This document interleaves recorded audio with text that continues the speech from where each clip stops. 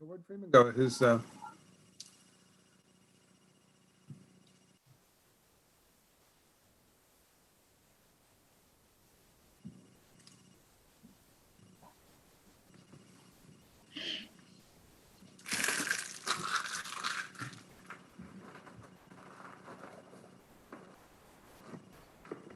There he is.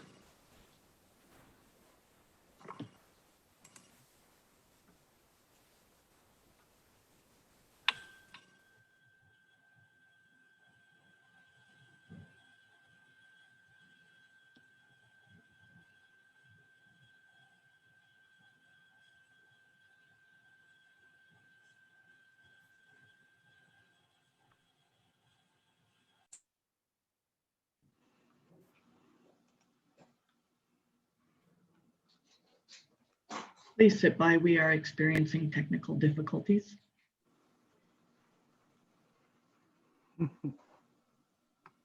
Where'd Scott go?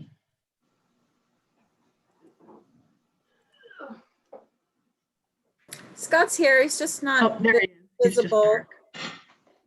6:07 by my clock. There he is. Understood. We're waiting for our city manager.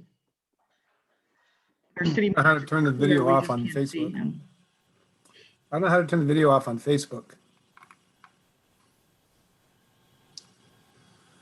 So, Does anyone else know how? It's on his computer. Can you walk him through it?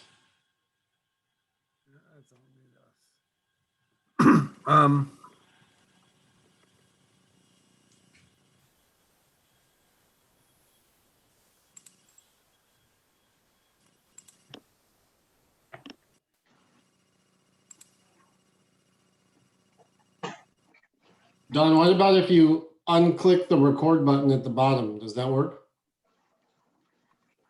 no, I just turned that on. So I turned that on after I'm looking at Facebook and I can see myself and I can see you up in the right-hand corner. So, shoot.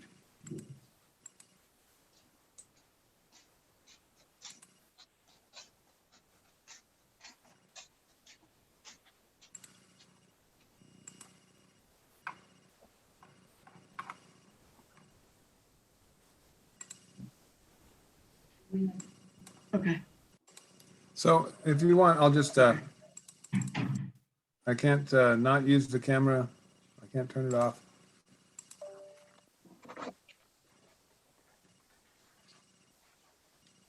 So I'm going to cancel Facebook.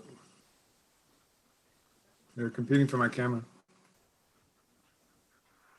I just stopped camera on here, stopped video, and then asked you to restart it on here.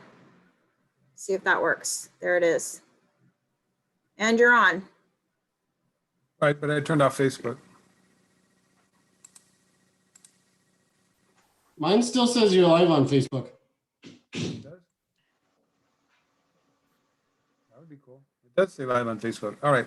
Okay, Thanks, you well, guys. let's get this party started. Thank you. Sorry. Okay. I tried to start early and everything. The special Okay. city council meeting of Tuesday, February 23rd, 2021 is now called to order at 6:10 p.m. John, can you start us in the Pledge of Allegiance, please? I pledge allegiance To the flag of of the the United United States of America, and to the republic republic for which it stands, one nation, under God, indivisible. Indivisible. with liberty. Liberty and justice for all. Justice for all. Thank you very much. Deputy City Clerk, can we please have a roll call? That's Mayor Jordan, Present. Vice Mayor Flores, Here. Councilmember Edge, Here. Councilmember Freeman, Here. Councilmember Friels, Here. all present. We have a quorum. Thank you very much. Discussion item 2A, update the city council's strategic plan for fiscal year 2021-2022 after considering new ideas with input from the February 2nd, 2021 meeting of the Historic Resources Board and Planning Commission, the Sheriff, the Hollister Fire Department, and the public. Direct staff to consolidate notes and ideas into a resolution for approval at the March 16th regular city council meeting. City manager, please take it away. Thank you, Mayor. This year, I've had a little more time to work on my strategic planning. And for better or worse, I have 30 some odd slides for tonight. But I wanted to not schedule this last Tuesday when we were so darn busy, but give special attention to it today because the strategic plan is one of the best tools a city manager and a city council and city staff can work together on to come up with our priorities. So, last year we did not prioritize for COVID-19. We had to make room for it. And that's a challenge, of course, especially it's taken up 50 to 60% of staff's time. And we've committed extra resources to it. But I hope today we can begin to think of a brighter, newer future in 2021, one that is not focused so much on COVID and one that is not focused so much on water, and allows us to do some other things that cities do, fun things, planning things, park-related things, community development things. So what I'm doing is I'm taking the strategic plan that the City Council developed in 2015, in February 15th, 2020, and I'm bringing it back today. And I've got a few slides here that just go over basically what the plan looked like and some notes. And then I have a few slides that Hollister Fire is going to share and that Captain Taylor can talk about. And then I've got feedback from the Planning Commission and HRB. Hopefully some of them are attending tonight and will be able to speak to this matter. So my goal is to make sure that we put money towards the things that we think are important.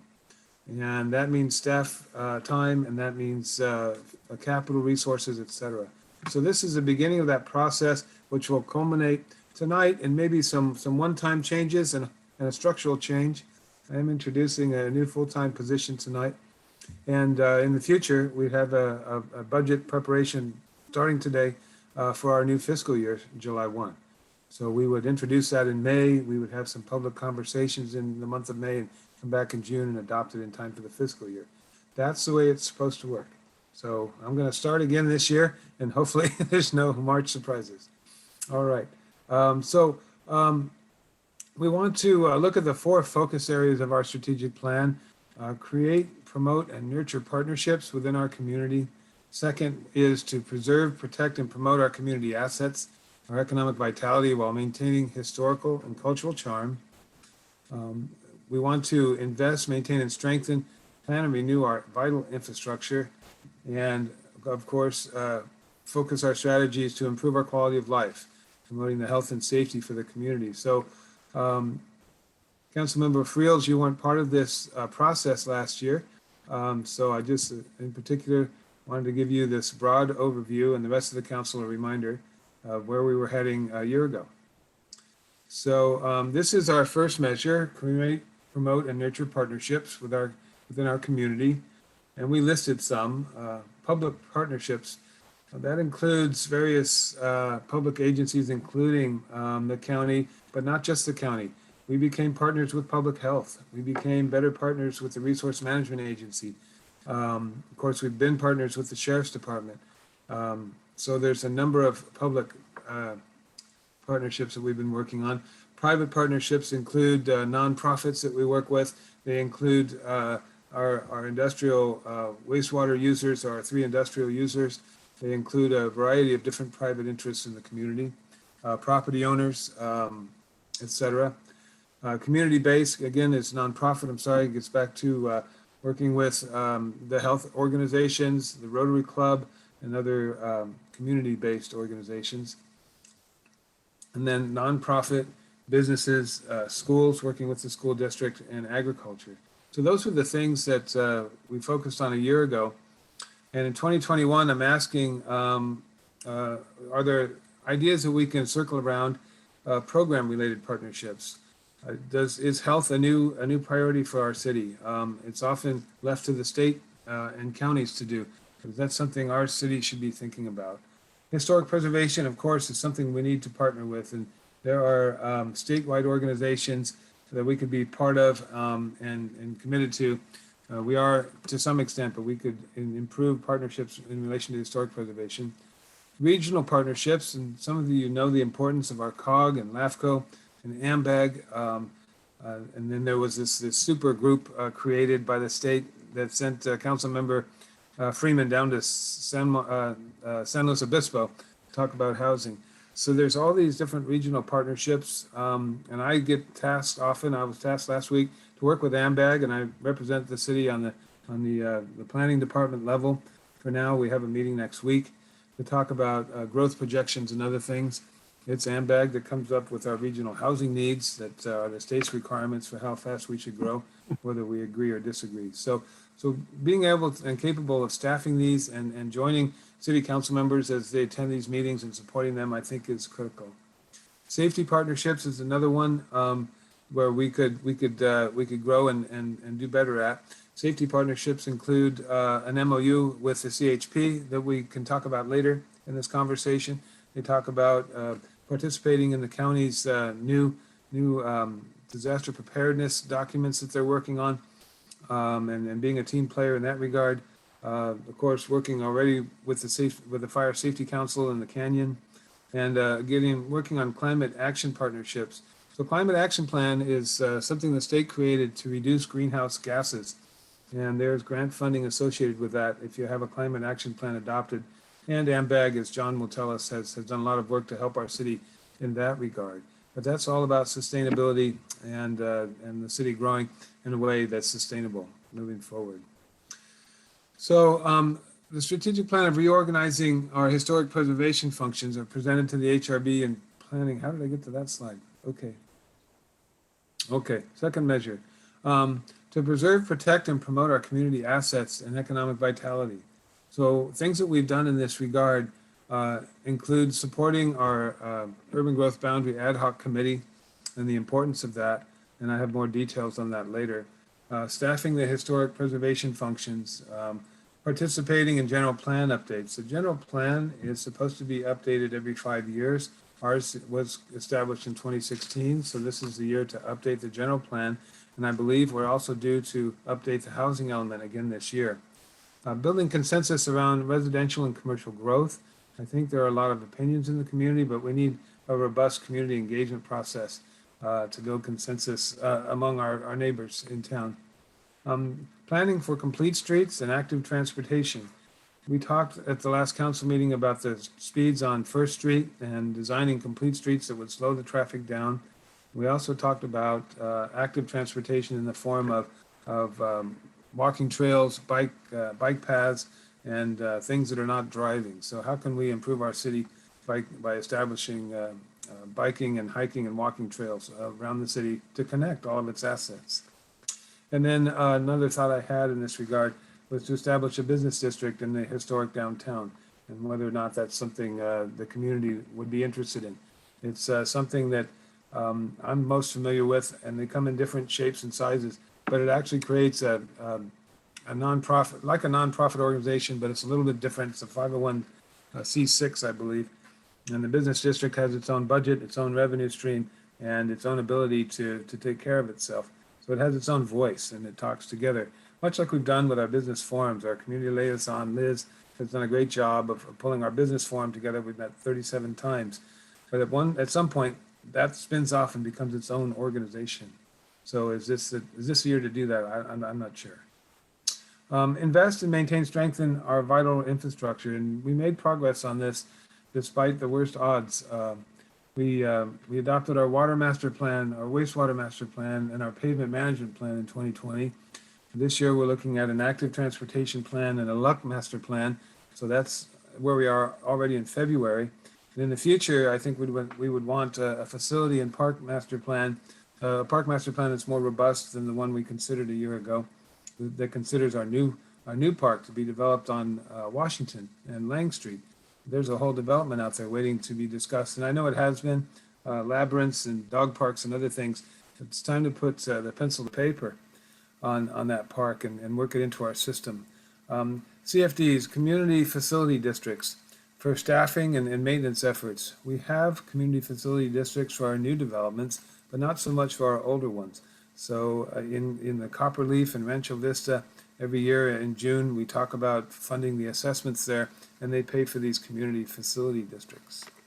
So those are just some ideas of how we can continue to invest and maintain and strengthen our vital infrastructure. So that's kind of ongoing. The fourth measure is to promote public amenities, parks, trail system, recreation, cultural arts, and activities. I was just speaking with a council member about this very strategy and things that we might want to do to enhance it. We have a wonderful legacy in the efforts by the San Juan Committee. We provide $20,000 per year to them to promote our downtown and attract tourists to our city. And they do a great job. They're really skilled at focusing on different audiences, whether they be in Monterey County or Santa Clara County. And just wondering if there's things that we can do to work with them to improve that, increase that. Redefining special events. I think, as we've heard from our restaurant owners, dining outside is the thing of the future. So what is the thing of the future for special events?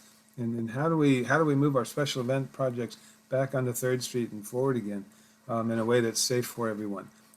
Recall that just before the COVID broke out, we were concerned about violence and other things. We had that terrible issue in Gilroy.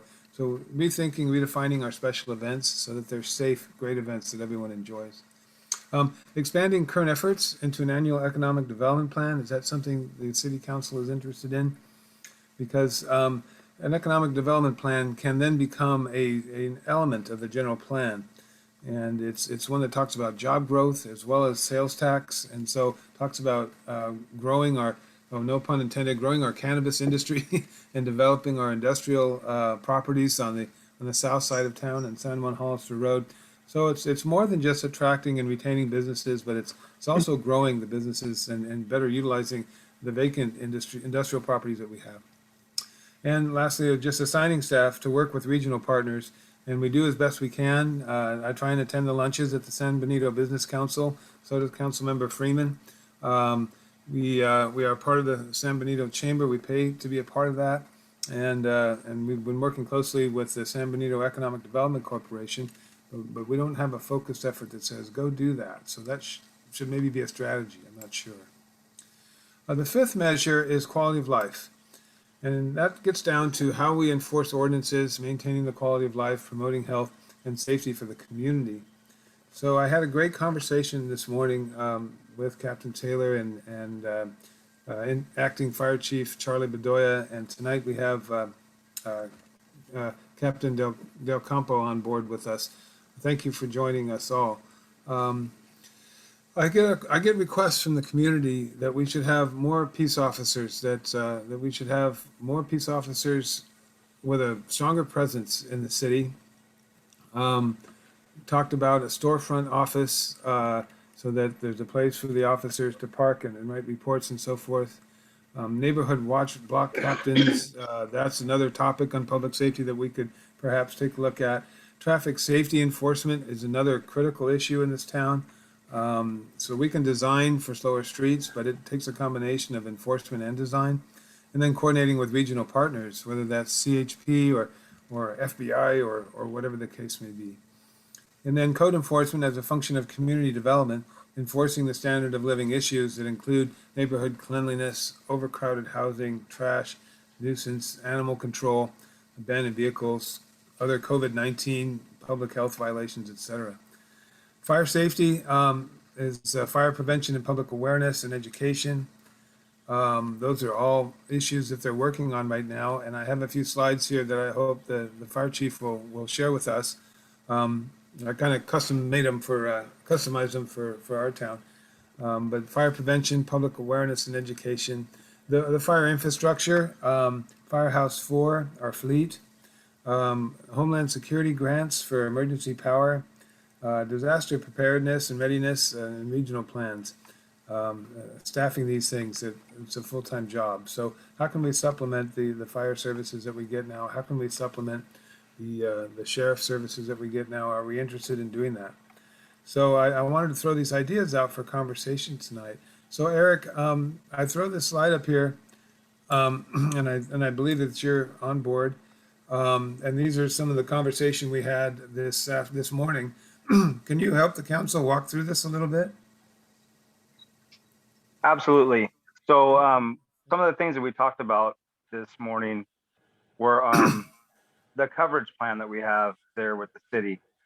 So just a reminder for everybody that the city currently pays for one deputy sheriff position. What that means is 168 hours a month, which is 25% coverage. So the problem with that is that 75% of the time we aren't there. And it's our county council and the sheriff's opinion that being there more than that is an inappropriate gift of public funds. So the staffing is definitely an issue, and I think that sometimes we take the brunt of frustration because it appears that we're not there enough. And the honest truth is that 75% of the time we're not there. So we talked about different options for that, either adding another position, which would give 50% coverage, but at least 7 days a week, having a dedicated deputy sheriff assigned to San Juan Bautista instead of the random model that we're currently using. And just reflecting back to either the options of either creating your own police department, which is extremely expensive, or I think last year or something, I put a presentation together and compared the city of Colfax with San Juan Bautista, similar in size, very close in population, contract city for the Placer County Sheriff's Office. And for 100% coverage from Placer County Sheriff's Office was about $2.3 million a year.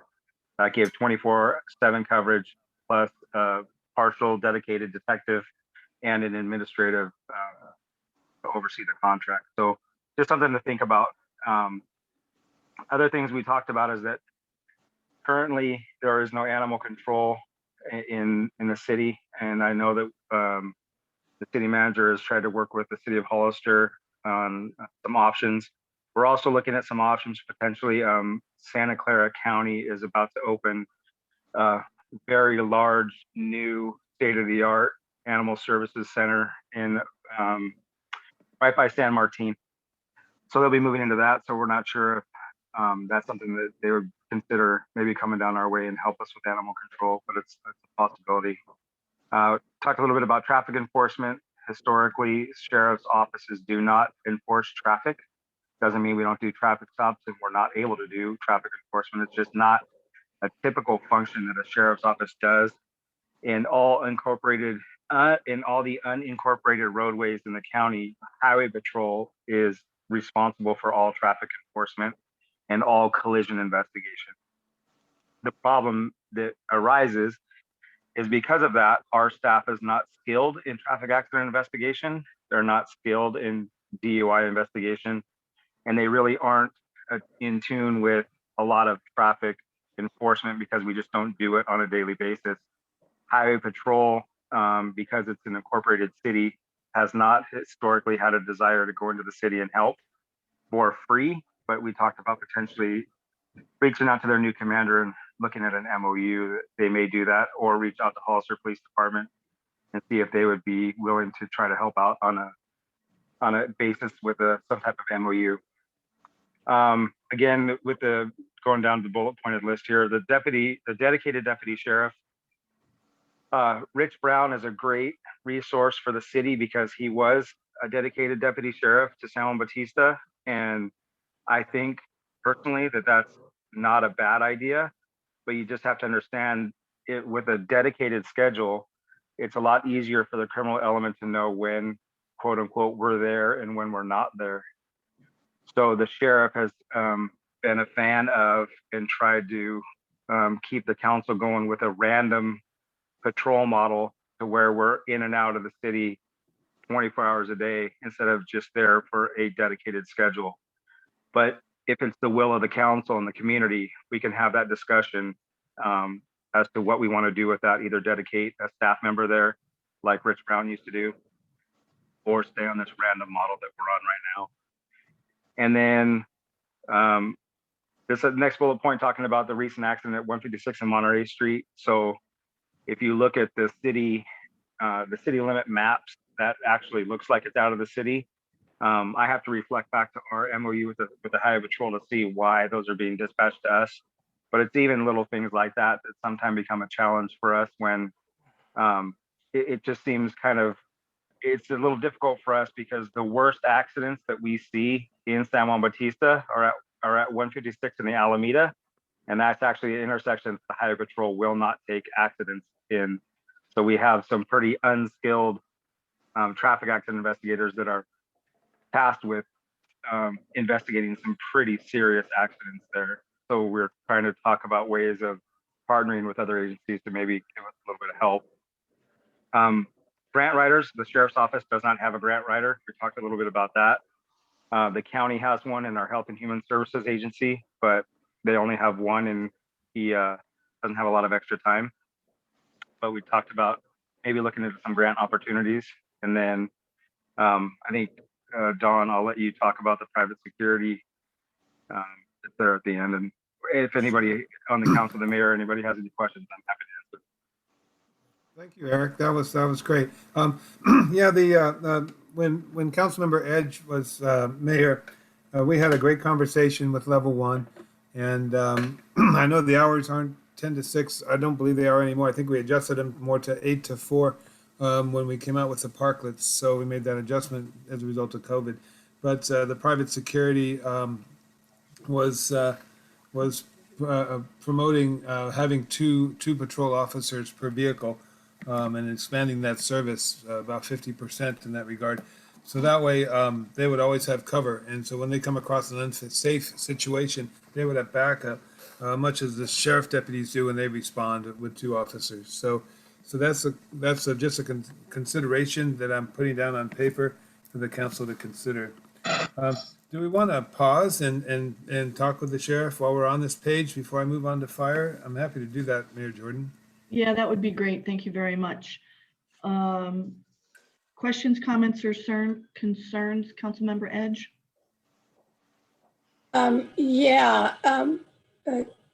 Captain Taylor, you said that the Highway Patrol will not take any accidents at 156 and the Alameda? That's correct. It seems counterintuitive, right? That's a state highway, but because it's in the city limit of San Juan Bautista, it falls under the municipality. And I think I've talked about it before, and my staff doesn't like to hear about all my experience in Watsonville, but we also had state highways that went through the city of Watsonville, and Watsonville police were responsible for those state highways that were actually in the city limit. So it's a bit of a challenge for us, but yeah, that is the way it works. So even if it happens on 156, they will not come. That's correct. That's At our that responsibility. intersection. Yeah, so pretty much if you think anywhere from about just past San Juan Elementary on 156, so maybe like around the intersection of Mission Vineyard, all the way up to Monterey, that entire stretch of 156 falls pretty much in our, Oh, wow. even though right on the actual highway surface itself, not even on the city. Is there anything that we can do about that? I think that's what the city manager and I were talking about, maybe reaching out to the Highway Patrol and seeing if we could do some type of MOU with them. So I know in the city of Hollister, there are portions of 25 and there's portions of the city that are kind of like have county pockets in them. And the city of Hollister kind of had as an agreement with Highway Patrol that, you know, even though technically it's in the city, up to this point, the Highway Patrol will take the trashes, and up to this point, the city will take the trashes. So everything's up for negotiation, if you will. And we have a great commander at the Highway Patrol office in Gilroy, Captain Chris Armstrong. He has a soft spot in his heart for San Benito County and Hollister. He's fantastic to work with, very forward thinking. So I think that we could probably have that discussion. The commanders prior to him were not open to the conversation. Okay, well, that sounds good. That's encouraging.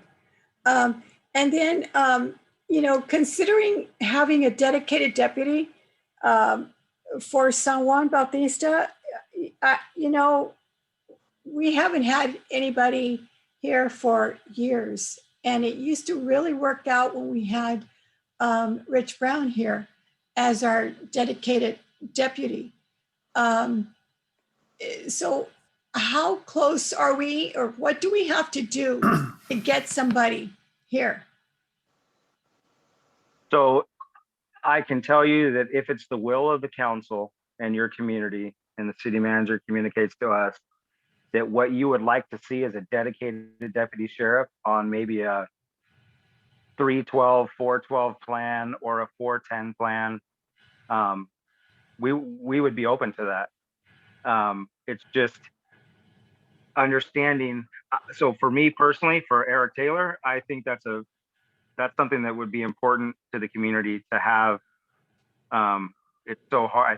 I think Rich is on the call tonight, so he's one of my favorite people in the entire world. So I think it'll be hard to replace Rich Brown. But if we could do something similar and have someone that really has their finger on the pulse of San Juan Bautista, and there's just a face with a name and someone that people can reach out to.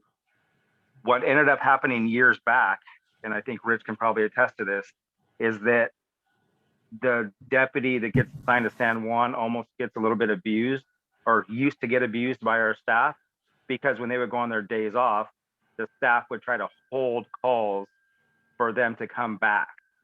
And so I think that that's something that operationally I would have to stay on top of to make sure that that wasn't happening. It's unfair that if the San Juan deputy goes off shift and they're off, say, Thursday, Friday, Saturday, that someone gets their car broken into on Friday and a deputy sheriff tells them call back on Tuesday. That's not appropriate, but that kind of stuff was happening. So I think that's a concern that the sheriff has, because he wants to make sure that the level of service is acceptable. But if that's the will of the council, I can tell you that we will have that conversation. Okay, yeah, and that should come from the top. That kind of attitude, that's unacceptable. So yeah, I am totally for having somebody here all the time, or on a regular basis anyway. So And I will tell you one thing. Oh, sorry. Go ahead. No, go ahead. One thing that I had left out that I let our city manager know is that we are in contract with a space in the Windmill Shopping Center, kind of like we used to have a little satellite office there. I think we're going to be able to occupy it in March or April, one of the two. But they're doing a couple little more upgrades for us. They've made a beautiful office there for us. So we will have a space there again, like we used to, which I think will be very important for the community. Yes, good. Yes, I was aware of that. Thank you. Okay, those are all the only questions that I had. Thank you, Mayor. Thank you very much. Vice Mayor Cesar Flores, questions, comments, concerns?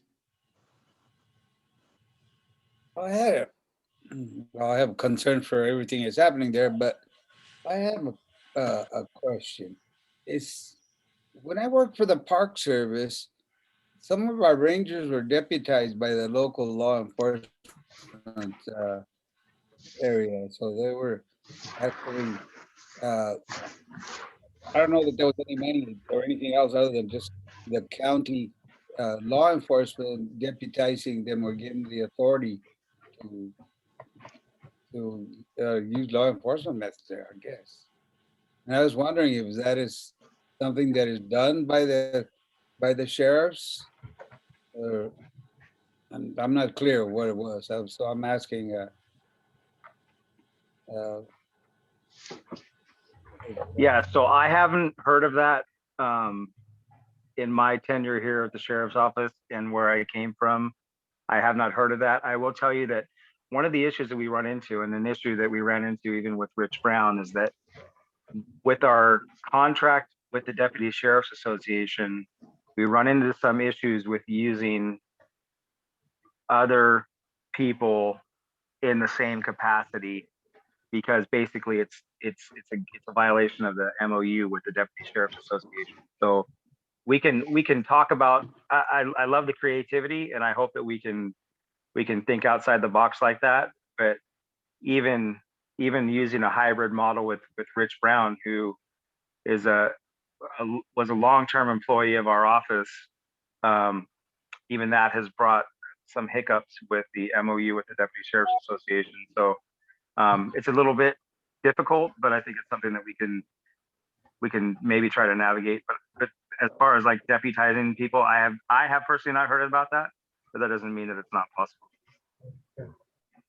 Thank you. Thank you. Councilmember Friels? Just a couple things. I do remember a lot of times back when we had the volunteer department trying to write grants for traffic safety stuff and never having any reports, law enforcement reports for the Alameda and 156 in that corridor. And it is true, CHP will not handle it. And it was frustrating because a lot of times we didn't have any type of law enforcement reports to prove our statistics. I'm totally in favor of a or a dedicated deputy. Hopefully the scheduling could get done in advance. And then, whoever the deputy is has, his or her, schedule down in advance, and there's no union issues as far as, scheduling somebody too soon or, changing up their schedule so many times in a month or whatever. The other thing I thought about, Dawn, is we ever thought about contracting with the state park law enforcement? I mean, they're here. I think that was Cesar's point. And I do remember hearing it. Maybe I heard it a year ago, and then I got walloped by COVID. So I'm glad it's back on the radar again. There is a new superintendent. I mean a full-on contract with them. Hey, we want your guys here 24/7 for so long. And they're right there at the headquarters, and then there's one up at the Fremont's Peak because this is the new district. So, and they're dumping some money in the district. So, just something to think about. And they actually do have all the peace officer powers that we have. I know Council Member Fields, you probably already know that, but just for everybody in First Stateside, the state parks, Department of Fish and Wildlife, the National Park Service, the Bureau of Land Management, they all hold peace officer powers in California. So, and the state parks rangers have actually been a great partnership with us, and they help us out quite a bit, especially in San Bautista. So I think that's a fantastic idea to even supplement patrols that we would be able to provide. And then for the 156 in Alameda, I can definitely pull numbers for that because we do take the crashes there. Mhm. It's just one of my concerns is that those are typically some pretty nasty crashes that are pretty significant and really warrant some very professional investigation. I'm pretty confident that if we ever had a fatality there, the CHP would probably step in and help us. But I just think it's something that if someone's in a really rough accident there, I would want them to get the best investigative report they can. And we have very limited resources and expertise. Well, and it's not that we didn't, well, I guess I should rephrase that. We did get law enforcement reports, but like National Transportation Safety, people like that were very confused why the state troopers weren't writing the reports on a state highway. So yes, as there are was we. a lot of explanation and, back and forth and, and finally they got it and we ended up doing well. I mean, we ended up with, a nice set of rescue, well, actually 4 sets of rescue gear, but yeah, and I'm not, Captain Taylor, I'm not trying to, kick San Diego County Sheriff's officers out of, or this department out of the city of San Bautista, but it's just another, I mean, I know that the park rangers have helped you a couple times and they were, the little shooting we had on Polk Street, they were there pretty quick. It was impressive. Actually, it is because of them that we were able to get on that so quickly and find the people that did it. So, yeah, I mean, I get it. We're big fans of San Juan and we want what's best for everybody there. But unfortunately, we can only provide what's contracted. So you're not going to hurt our feelings, I'll tell you that. But it's whatever's best for everybody. Okay, well, thank you.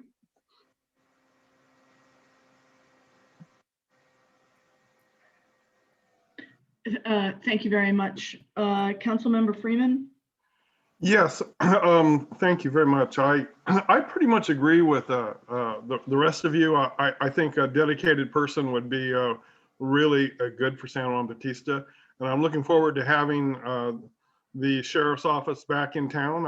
I remember it when it was in the early 2000s and such. It was here, and I thought it was a big plus.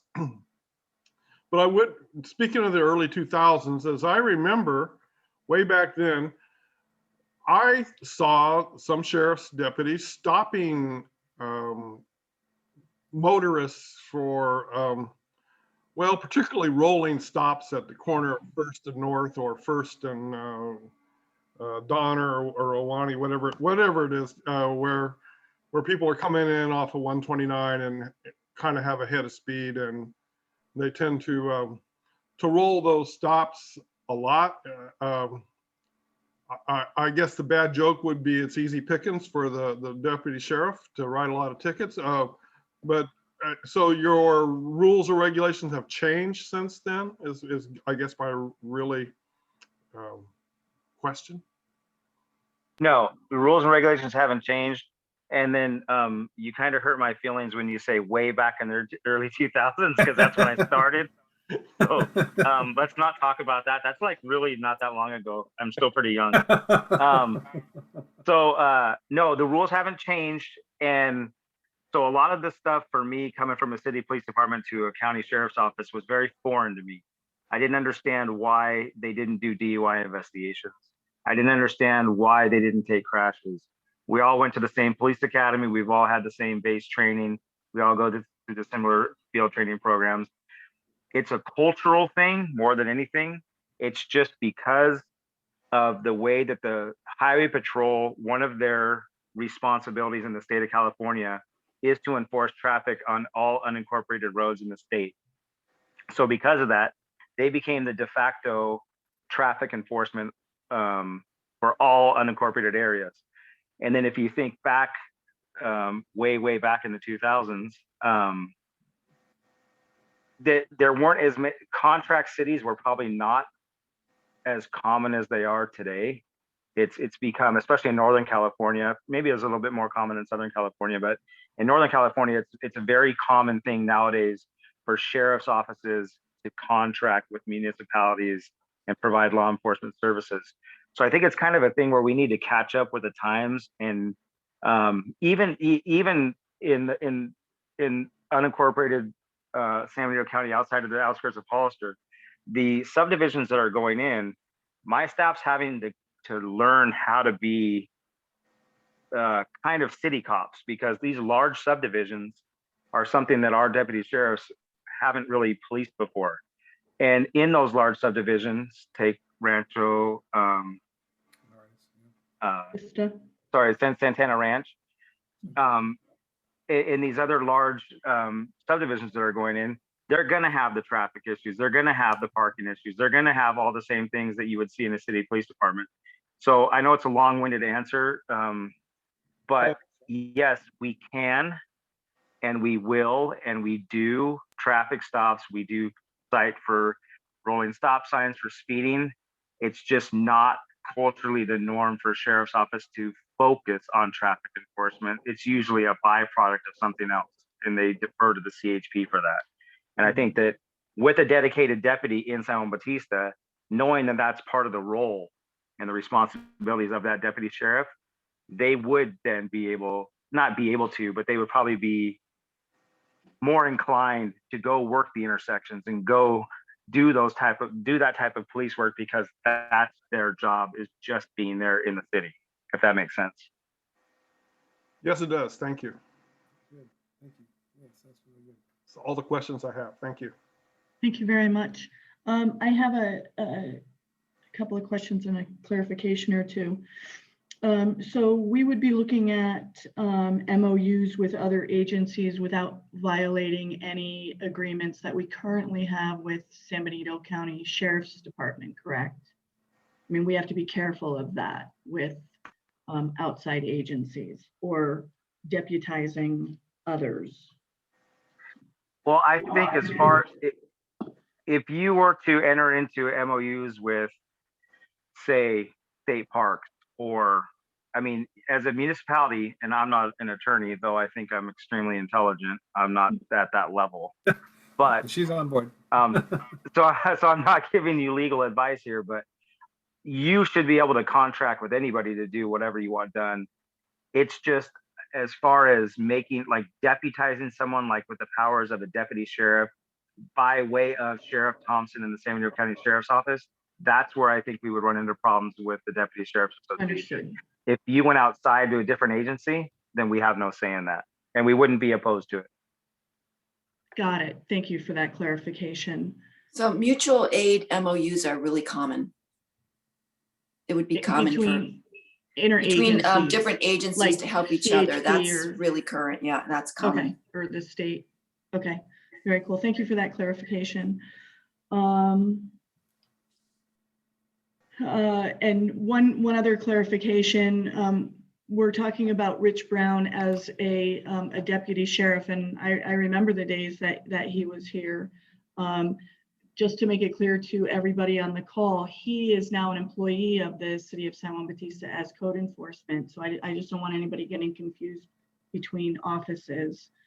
So to have somebody dedicated here would be somebody from the sheriff's office in particular, that we would potentially look at in the future. And then I had a question on the first item, currently the city of San Juan Bautista currently pays for 25% coverage at $160,000. 100% coverage is 2.3 million. Why the extreme jump? Well, because the extra money goes directly to me. Just kidding. Okay, that's, I just, no. for clarification, we're good. No, all I did there, so it's very, Question. I think the way that we have the money broken down is that we charge you for, I don't even know if that's a fully encumbered deputy sheriff as far as all the benefits and everything. I think it is, or somewhere around there, but I think that that's a very close to like one deputy sheriff's cost to the county. So yes, we would be able to multiply that by number of deputies that you would want. All I was trying to give is what other places do when they contract for 24/7 coverage. They end up charging a portion for fleet. They end up charging a portion for equipment. They give you administrative fees. They charge you for a percentage of a detective, a percentage of a detective sergeant. So because they're really giving you a full service law enforcement. So it's basically operating like your own little police department, but it's just Okay. staffed with deputy sheriffs. And some cities even choose to have their own marked police car that says San Juan Bautista Police Department, but they're actually deputy sheriffs. There are a lot in Northern California that do that. So I think that was like one extreme of a really full service police. That's what Colfax does. I just used that number because it was about the same square miles and about 2,000 people in Colfax, and it was contracted through the sheriff's office. But yes, you're absolutely correct that you're not going to take 160,000 and then say we want 4 deputy sheriffs for 100% coverage, and then that's going to expand out to $2.3 million. It would just be, I think what the county would do is they would just charge you the full deputy cost for the county times however many deputies. Okay, because I was gonna say, I just want four deputies at 25% each. That's considerably less. Okay, cool. Do we have any comments, questions, or concerns from the public?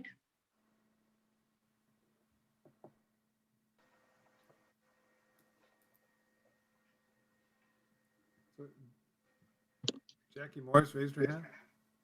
Who does? We have Jackie Morris. Jackie Morris Lopez. Okay, thank you, Jackie. Go ahead. Yes, good evening, Mayor Jordan and councilmen and staff and guests.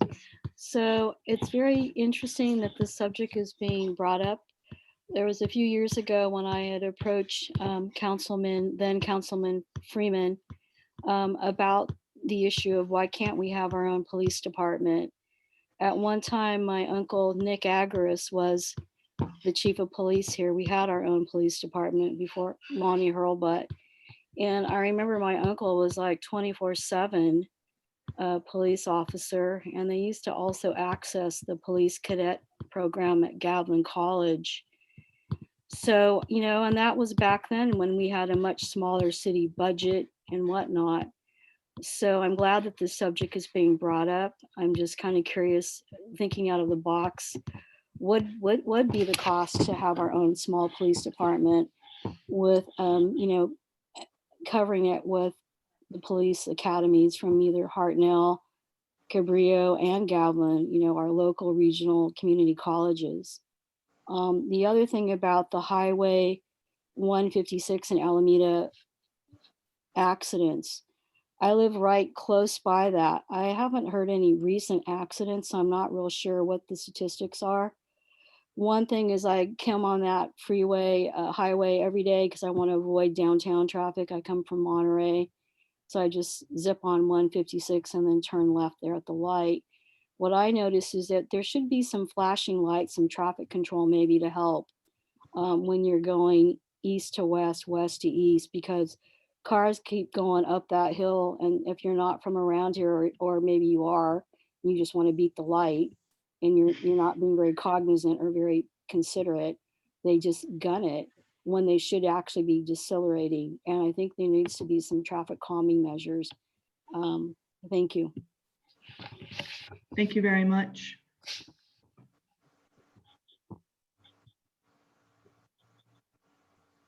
Okay, great. Thank you all for your comments. These are great things that we're throwing around right now. Full-time, more security, traffic control measures, all of that stuff. It's awesome. And I think we have been doing okay so far with what we have, between the Sheriff's Department coverage, between Rich Brown coverage, and between our private security coverage. But to tighten up these loose ends is something that we really need to start looking into. Thank you all very much.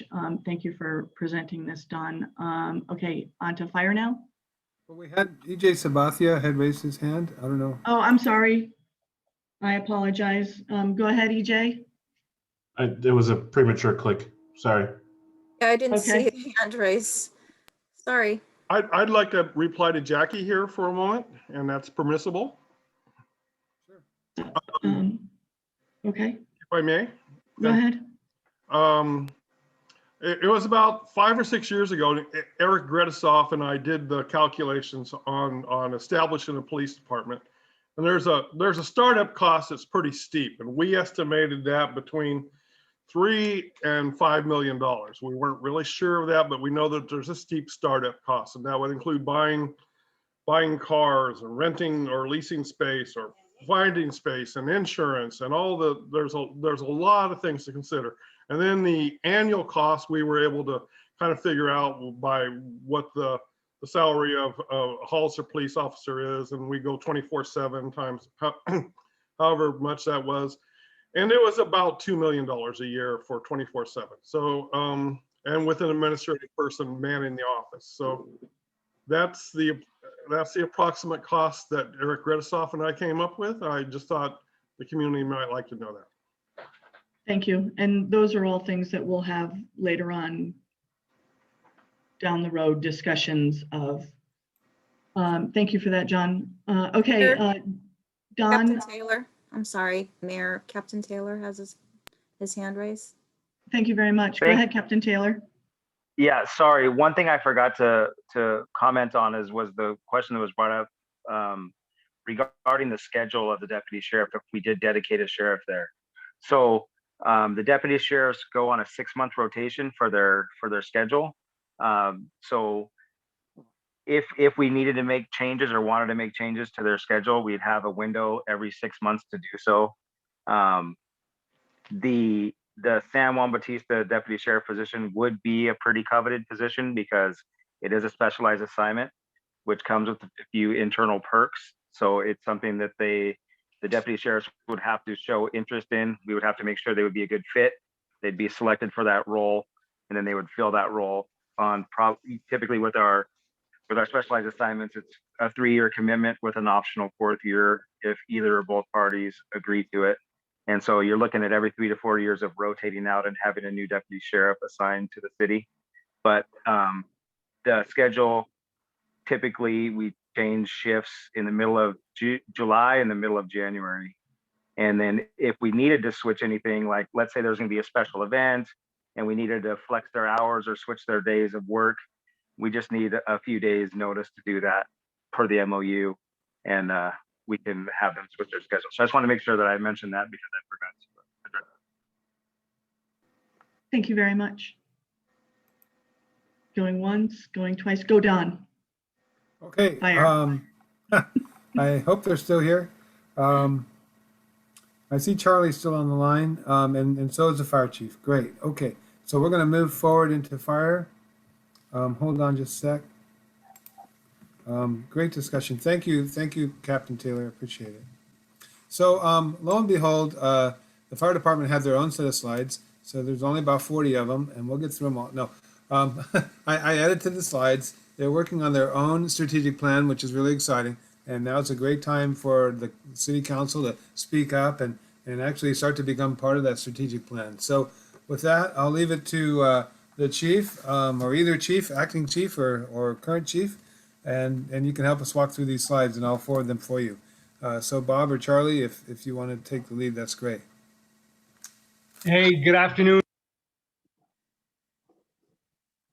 Bob Martin Del Campo. I don't know if you know, I'm away on a tour of duty in Pennsylvania at the Army War College.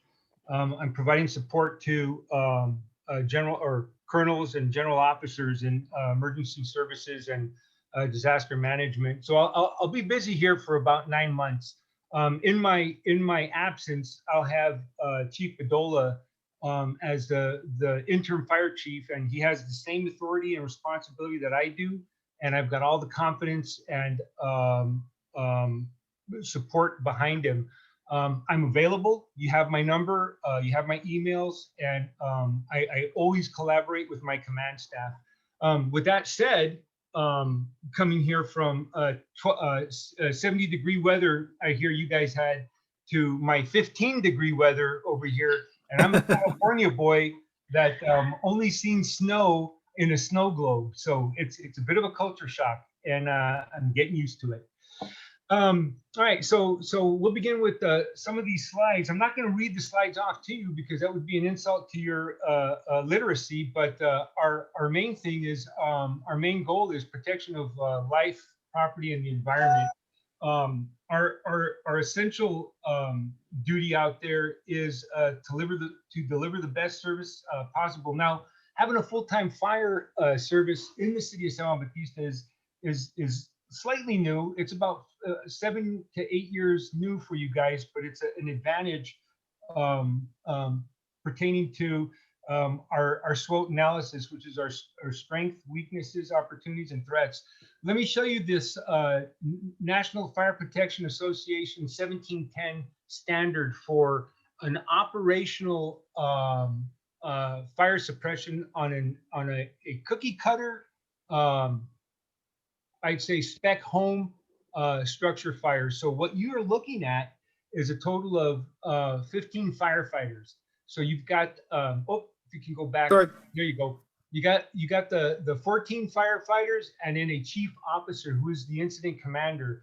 Now, the reason that this scenario is laid out like this is because if there's a structure fire, any structure fire, whether it's residential or industrial, you have to have 5 pieces of equipment with a common communication and the 15 firefighters to effectively and safely fight fire. Now, you got to understand, fire doubles in size every 2 minutes, and once it gets going, it becomes room and contents.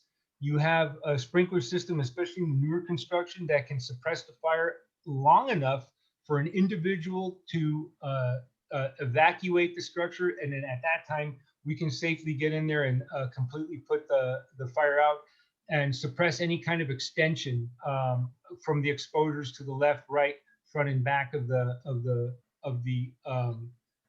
involved structure.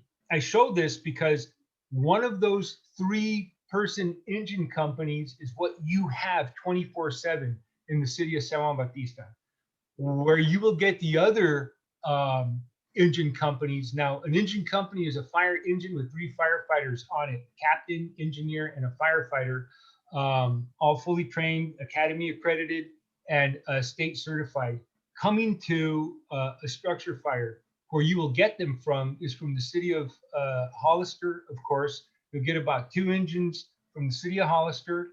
You'll get an engine from Aromas, and you're going to get an engine from either CAL FIRE or North County Fire.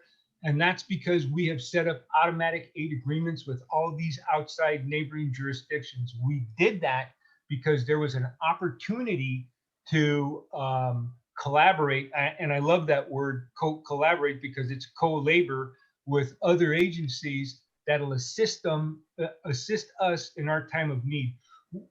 If we had the funding source to drop 15 firefighters and 5 fire engines in the city of San Juan Bautista, we would, but because we're all strapped for funding and we all feed off of the same taxpayer trough, that money has to go further for the greater need. So these automatic aid and mutual aid agreements are set up through ordinances, through MOUs, through whatever you have as a contractual agreement to provide service to us and for us to provide service to them. So whenever they knock on our door or the bell rings for us to provide them support, we instantaneously go out and provide support. Last year, we went out on 9 strike team assignments, and those strike team assignments kept my firefighters away from home for a total of 2 months.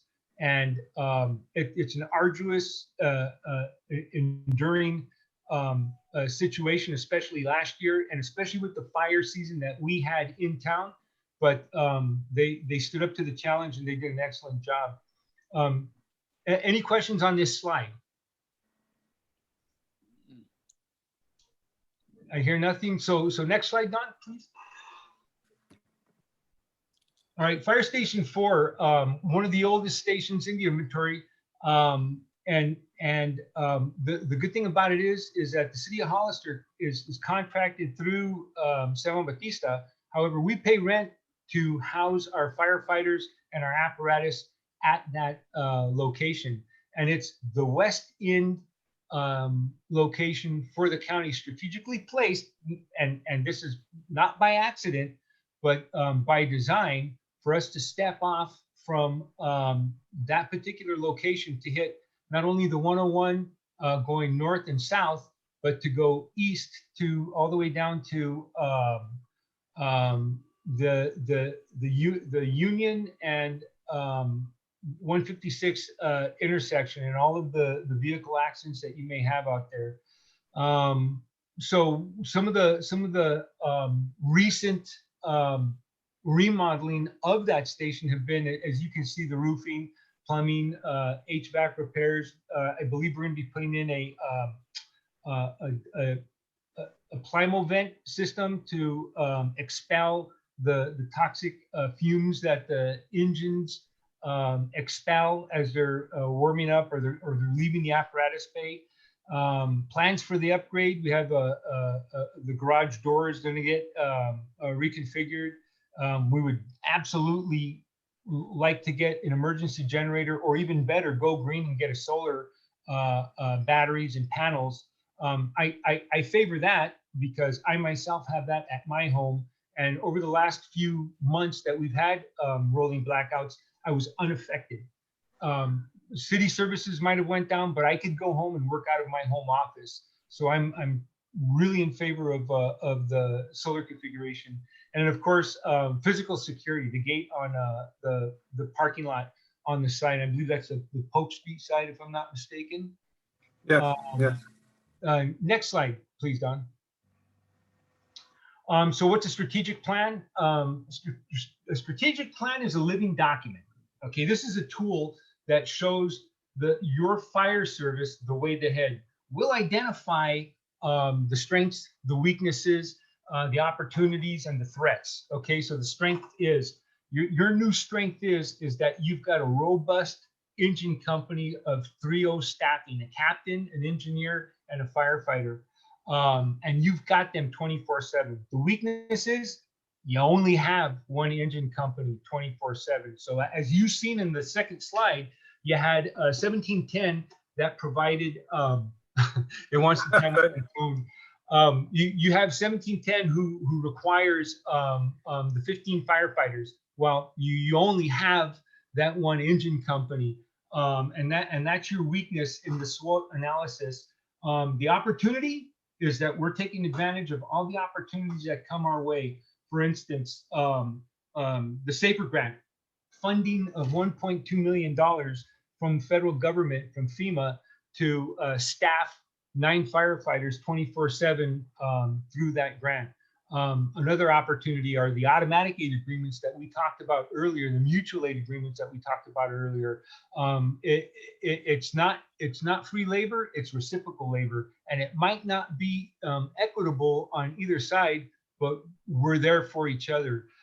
Some of the other grants are the assistance to firefighter grants. Some of the other opportunities, I should say, are the assistance to firefighter grants, where we have actually paid for apparatus, $700,000 pieces of apparatus, training towers with federal funding. And in the threats, this is San Benito County. We are in a agricultural ocean of deep fire threat. There's some communities out there that can't get a fire insurance because they are in what we call the WUI, wildland urban interface. We've got 4 known fault lines that are actively seismic, active, and we don't know how many unknown fault lines we have. Our threat analysis in this location, as beautiful as San Benito County is, there's a lot to consider. Who would have thought we would have had swift water rescue to do this far away from the coast and far enough away from any great bodies of water? But we had one in 2018. And our troops did an excellent job saving and evacuating a lot of the residents on Lover's Lane. And is this the next slide? I'm sorry. Yeah, I'm sorry, Bob. I didn't mean to. No, hurry you on. that's fine. That's fine. The PowerPoint presentation is doing what it's supposed to do. So Yeah. community priorities, community service programs. We got fire suppression. We've got, oh, there we go. We've got emergency services, technical rescue, which is your vehicle accidents. And this is where we come in to do auto extrication. This is Charlie real quick. So just on this slide right here, this is just an example of what the community's priorities are. So when they brought them together, to bring them together, this was the examples in the order that they wanted their fire service to provide. So we go back. So this is what the community wants, and the next one is what the troops wanted to provide. So we can go ahead from there. Go ahead, Chief. Yeah. Okay. So let's stay on this slide right here. So the internal stakeholders. There we go. The internal stakeholders are like Charlie was saying, like Chief Bedolla was saying, are what the frontline guys understand they need to tackle first, the emerging issues. We might come to work thinking we're going to do one thing, but because emergencies happen and they're all no notice in the state of California, you will have firefighters addressing the first greater need possible.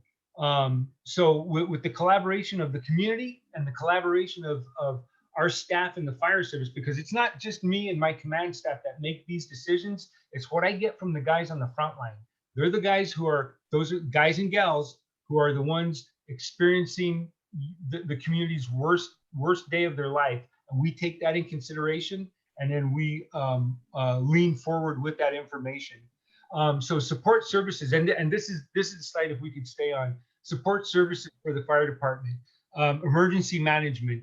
That's the major mitigation tool. So you got to have mitigation tools in there in the event we suffer the community's worst day of our life. And the mitigation tools provide us a preventive measure that we have documented, so we can go to FEMA, we can go to Cal OES and say, hey, look, we're going to need some reimbursement support because of the fact that we put our mitigation measures together. However, the incident far surpassed our internal resources. So with those mitigation measures, and I've done this several times since I've been here in 2015, we have asked Cal OES, we have asked FEMA for some kind of support, some kind of reimbursement. And the first thing they ask for is, what are your mitigation measures? Well, this is the time that we show them.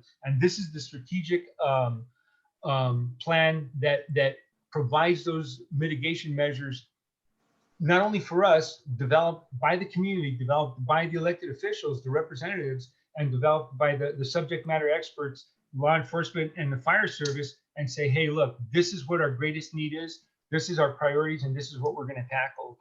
That's your emergency management. And of course, you have the other supporting services like vehicle maintenance, the representation for the firefighters, are, like I spoke earlier, mutual aid, not aid agreements, the ambulance companies.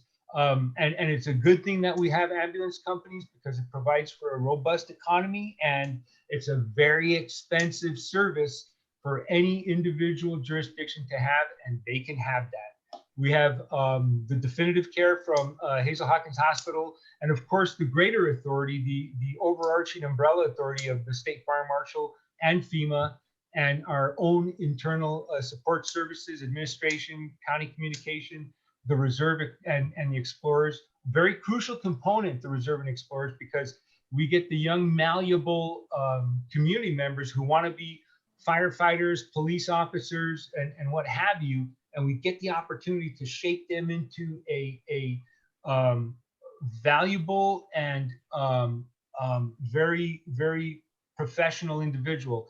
I've got all three of my sons were police explorers, and two of them are law enforcement right now, so I swear by it. I wish they would have been firefighters, but hey, dad can't have everything, right? And then of course you have law enforcement, Office of Emergency Service, and then Cal OSHA, and of course there's others. Critical issues in the service gaps. Okay, so if it's okay, Chief Bedolla, I'm gonna pass the torch on to you for this. You put a lot of work into it, and I don't want to steal your thunder, if that's all right. You're doing really good. So basically, when it comes down to this, after the evaluation and everything, we could go back. Thank you. It talks about all the support that we need to. So basically, what we need to do is basically we need to critical infrastructure and the facilities. You know, water.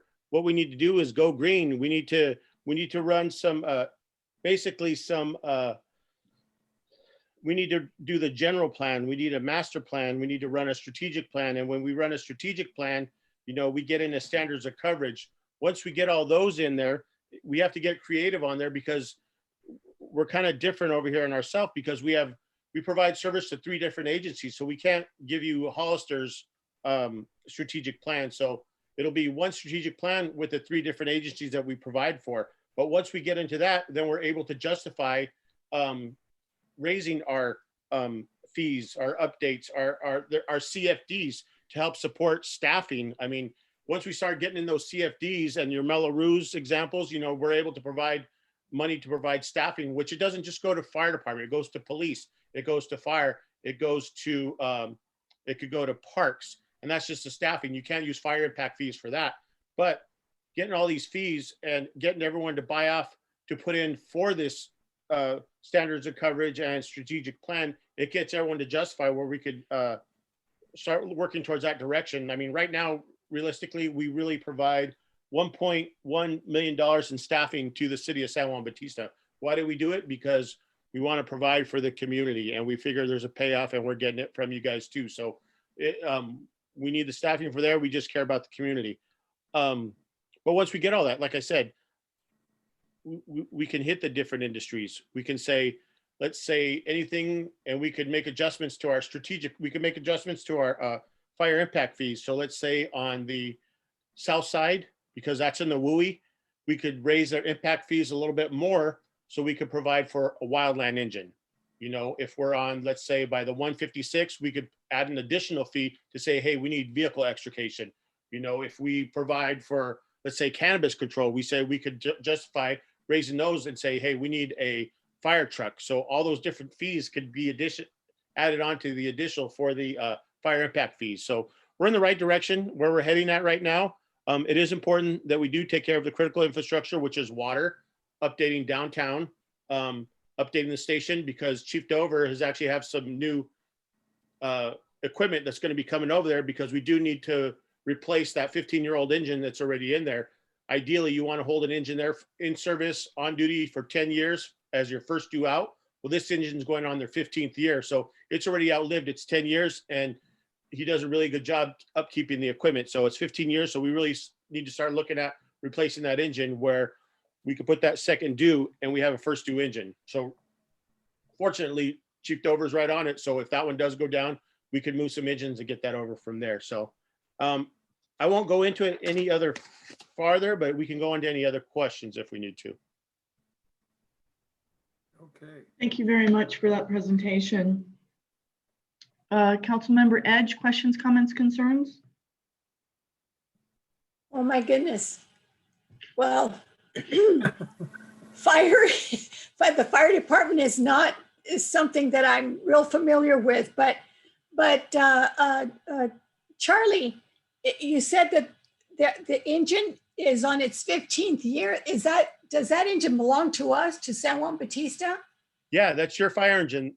Okay, so what's going to happen? It's in its 15th year. Is it going out, or what's going on with it? No, it's not going out, but we, like I said, we have a really, I mean, that's our strength, is our maintenance program, and that's our weakness, because it's like a double-edged sword. They do a good job upkeeping it, but once it starts to go, then we spend a lot of money on it. So then we need to know, hey, it's time to start replacing these engines, because we're dumping more money into it, or we'd be better off purchasing it. But this has already extended its lifetime. It's been 10 years as your first due, and we've actually had it for 15 years as your first due. And we have a really good maintenance program. It's not going out. We do take care of it. We do maintenance it, but we really need to start planning for the future as replacing it. And I believe, go ahead. No, I'm sorry. You finish. No, yeah. I mean, that's just something. So we let you know, like I said, we're here to plan for that. So like I said, we're not telling you to give us all this money and make it happen right now, but we understand it's baby steps. It's baby steps is how we need to get there. So we're willing to work, and we are working with you towards the future, what we need to do. So not necessarily having these fees, you don't necessarily need to staff your own, but you'll be able to contract with the San Benito County Sheriff's Department by having these CFDs in place and Mello-Roos in place and the fire department personnel, where we can bridge that gap a little bit more, where you can chip it a little bit more and not have to have the equipment because it'll be part of the contract. So we can get there eventually. Someday you'll be able to have your own fire department, your own police department, you know, your big, huge parks and rec department, you know, all that. So what is an engine like that cost? What's around, like if we were to have to replace it today, what would it cost? $600,000. How much? $600,000. Yeah, they're not cheap no more. No, I figured they weren't. And what Chief Dover is now, since we provide for the whole county, is Chief Dover even on? No, he's not on right now. What he wants to put over there is he wants to get either a Type 6 or a Type 3, which is a wildland engine. He wants to put over a water tender over there, so we could get that over there, which is a 4-wheel drive quick attack tactical water tender, in addition to the fire engines, because we understand that, you know, it's about hitting it quick and getting to it as fast as we can. And he wants to put that equipment right over there in the station. That's why it's important that we do upgrade that other bay on Polk Street, because we need to adjust the bay, make sure it's sound, and make sure we can fit the 2 pieces of equipment over there. That's his goal. Okay. Well, Just asking to replace get ready to replace the other engine. And we're not going to completely put it out of service. We'll be able to maintain it and keep it in service and in service. But we would need to start looking at getting another first out engine. okay. All right. Well, thank you both for a great presentation. And I have no other questions. Thank you very much. Vice Mayor Flores? Yeah, thank you very much, Charlie. And when you see Martin, tell him thank you. Good job. I have one question. It's related to fire. I used to have a red card for wildland and structural fires, and it expired a long time ago. What would it take to activate my red card? You just have to get a sign up from the fire chief. I'm sure he'll sign you off. Hey, you're the fire chief right now, Charlie. Okay? I was just wondering, because my job at the fire was writing down numbers and stuff. I wasn't actually fighting. I was too old for that. Oh, well, you don't need a red card for that. If we sign a red card, that means you could do arduous work. So, I went through the whole diesel fire training, and they stuck us inside of a little RV and then lit it up on fire, and it was pretty interesting. Anyway, thank you so much. You got it. Thank you very much. Councilmember Friels? Chief Del Campo, thank you very much for your service. I appreciate it. I'm sorry you're away from home on this time of year, but I guess you know what goes with it, don't you? Yeah, absolutely. And thank you for that. I appreciate it. Yeah, you're welcome. Thank you. Chief Bedolla, you're a little low on the numbers because I signed the contract for South Santa Clara County's last rig, or the second to last rig, and it was $756,000. I remember signing it. My hands were sweating so much because I signed such a big contract. Right. But that was a Pierce, and hopefully we won't go with those guys again. No. And we have a good fleet of the Rosenbergs, Chief? Rosenbauer. Yeah, we bought 5 Rosenbauers, and they gave us a discount of, I want to say, $170,000 for the fleet of the purchase. So I think you are right, Councilman Friels. It would have cost about $700,000, but when you buy them in fleet status like that, they cut you a break. Yeah, you got that right. Yeah, that's the new Rosenbauers is the new up and coming. Thank you for the presentation. And I know that I know what the NFPA says about how many people we have to put on an assignment, on a working structure, and I'll admit it, being a retired fireman, it's a bunch of baloney, but because it's an awful lot of people at one point in time, and there's very many people, very, very few cities that actually pull that off in America, or rural contracts. But they are the national guidelines, and it's kind of hard to fight that. Being somebody who went to this, the National Fire Academy 12 times, it was pretty much jammed down our throats. I get it. And we only had 12 on per day. Yeah, I know. 12 people on per day. So we rely with these mutual and auto aid contracts to supplement.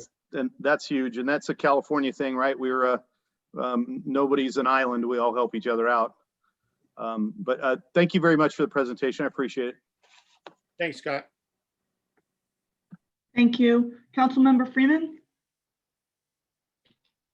You're on mute. I would just like to thank Charlie and Chief Del Campo for the great presentation. I learned a lot, and hopefully we'll move on and get even better. Thank you. Thank you very much. Chief, thank you for your service. Acting Chief, and I want to thank actually both of you. Marentis Court a month or so ago looked like that NFPA 1710 photo. I think we had all that plus a couple of engines. Thank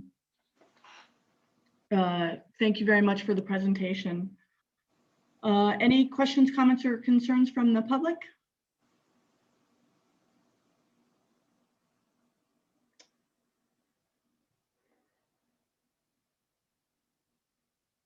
That's good. We did And so the- good. We answered everyone's questions. We'll take it. Nicely done, nicely done. Okay, closing public comments. Take it away, city manager, back to you. Okay, moving right along. Thank you for your patience, and thank you, Chiefs, for your presentation. Bob, for taking time off to join us tonight. Really appreciate it. Okay.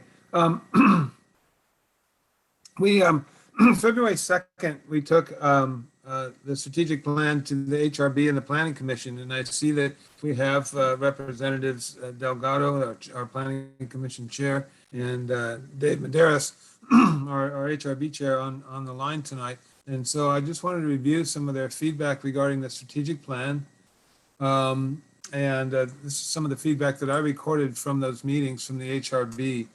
On the first preserve, protect, promote our community assets, that applies to the HRB, was educating the HRB members and to staying engaged with the state and national historic preservation trends and keeping our historic inventory current and up to date. Also to consider new additions to the historic registry, incentives focused on preserving historic buildings in disrepair. So this is a kind of ongoing concern that the HRB would consider strategies and then things that we would want to focus on moving forward into the new fiscal year and continue to focus on. Some of the feedback I got from them was maintaining this small historic culture in our second measure. Members of the HRB wanted to be sure that we considered all cultures in the city as part of our historic story, from Native Americans and the Japanese Americans and the Chinese, all those who contributed. Also wanted to be sure that we integrated the historic review with all design and building permit applications. We had one community member comment that her historic house was not reviewed for its historic integrity, and she thought that was a mistake. And it was an oversight. But we fixed it before we issued the permit. But nonetheless, it wasn't simple as it should have been. Consider historic preservation beyond the city's boundaries. So in working with the Urban Growth Boundary Committee and in talking about the proposal to study the Alameda Corridor, we talked about Native American heritage in that area, which is outside the city's boundary. And there was agreement that we should consider historic preservation beyond our boundaries within our sphere of influence. The need to control the area around the city's perimeter, that was expressed in defining that perimeter. So the HRB strongly supports the sphere of influence project that we're working on, and actively maintaining and seeking new candidates for the inventory of historic places. So if a building becomes over 50 years old, that's eligible for consideration as a historic building. So it takes more than that, but that's just one pre-qualification. So that's our feedback from them. And then I shared with them also the prospects of reorganizing and strengthening the role of preservation within our city. And so we have this column on our new organizational chart that I've been parading around with of historic preservation and the things that includes. So current planning and building design changes, preservation of existing inventory, Third Street design guidelines and parklets, and coordinating with the Mission and State Park historic assets. So that's what we presented with our HRB, and then we moved back to the Planning Commission. What I heard and put into my own words was the need for a climate action plan. I heard Louise McShane in particular talk about integrating codes for conservation in regards to solar energy, conserving water, stormwater, et cetera, and making sure that all the latest efforts for conservation are in our codes and in our building codes. What I refer to as smart growth policies are complete street designs and housing tract templates was brought up by a member of the public talking about how we prefer to see housing development implemented as far as orientation and encouraging active transportation. And emphasize on community engagement, that changes and updates to our general plan and so forth must all evolve around a strong engagement with our community. Incorporating the UGB Ad Hoc Committee mission statement as a citywide endeavor. A lot of members were in favor of that, and needing to control new development before it comes. So that's advanced planning, and that includes the UGB and SOA ad hoc committee and general plan work. And so as I brought the org chart to the planning commission, we talked about strengthening the current planning and advanced planning efforts. So current planning are those permits that come to our counter, people that building a house right now on 7th Street, for example, or the project, the duplex going in on 3rd Street in Donner. Those are all current planning projects that start over the counter with a general application. And then the advanced planning includes the urban growth boundary, general plan updates, general plan elements, consider new ones, health element, economic development element, and then regional planning with the COG and the MBAG that we discussed earlier.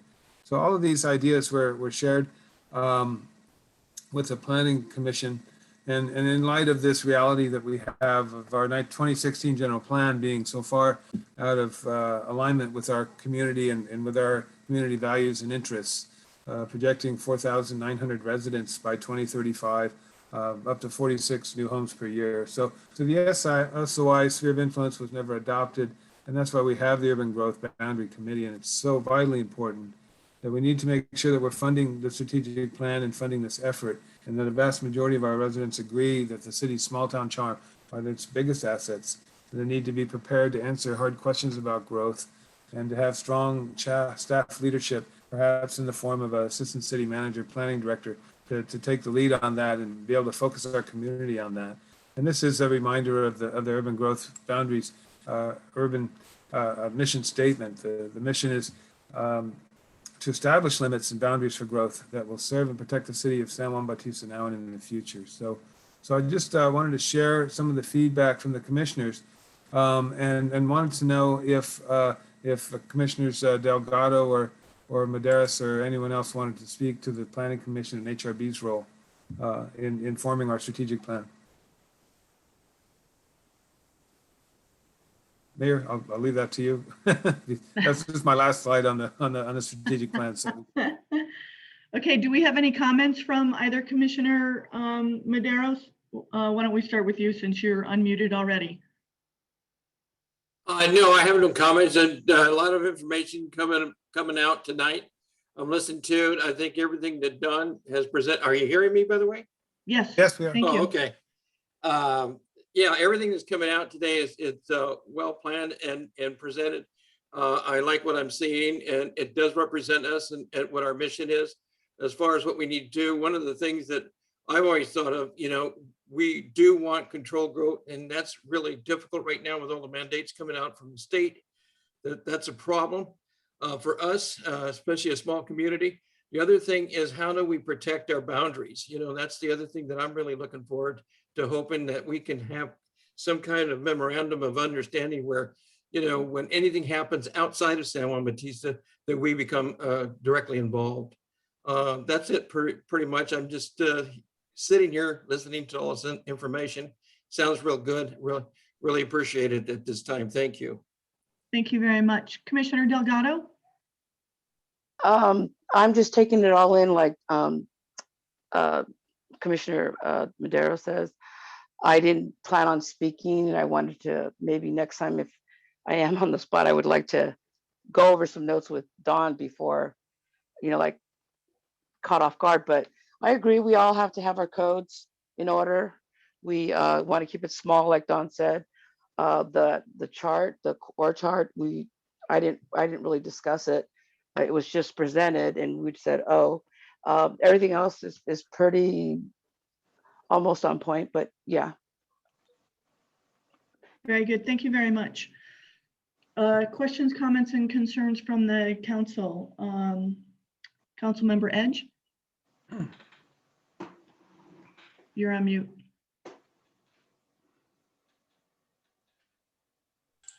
Thanks. Sorry.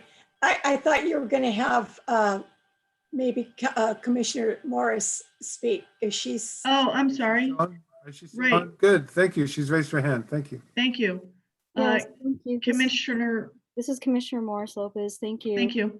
Sorry. I really appreciate that very thorough presentation by all of the other guest speakers, the fire, the police control. I have to admit that I'm not up to speed yet on the total strategic plan on those documents. I've only attended one meeting, so I plan to get up to speed on that and give further comment. But I think, you know, we need to look ahead to the future and we need to think out of the box. And we need to move forward for a much healthier community and considering all the growth and the mandates that the state is putting on us. And our community is growing. We're dealing with, you know, in the middle of a pandemic, all these specific needs and restraints that are on us right now. So I think we have a lot on our plate and I look forward to being part of that process. Thank you. Thank you very much. I apologize for not including you. No problem. Sorry. Please unmute yourself. Councilmember Edge. Okay, so no, there's two pieces to this, right? So we're dealing with the first part, the budget, the mid-year budget. Comes Is that next. correct? Yeah. So, you know, I feel like I've heard this several times and I've read over and over. I really don't have any questions regarding the budget. I think. Sorry, hang on one second. We're not quite at the budget yet. Oh, well, where are we? Oh, we're finishing up strategic plan in regards to our planning and HRB feedback as far as historic preservation, advanced planning needs, and current planning needs. So we're at we're still on 2A. Or 2A. Oh, okay. All right. Well, maybe that's why I thought I'd heard it so many times before. So I really don't have any questions. I just have to say that you know, we've been planning this strategic plan for over a year now, and you know, we were so careful about what we were planning on, and I have no questions, but I compliment you, Dawn, our fire department, our sheriff's department. Thank you for the reports. Thank you. Vice Mayor Flores? I like all the ideas that I heard, and I think I would like to approve a resolution to be drawn up for the next meeting. So add it to the agenda, agendize it for the next meeting. Right. Thank you. Councilmember Friels? Thank you. I think what Commissioner Medeiros said, and I know I heard Commissioner Morris Lopez say this, and something I learned on the Planning Commission. Our challenge is going to be putting our heads together and figuring out how to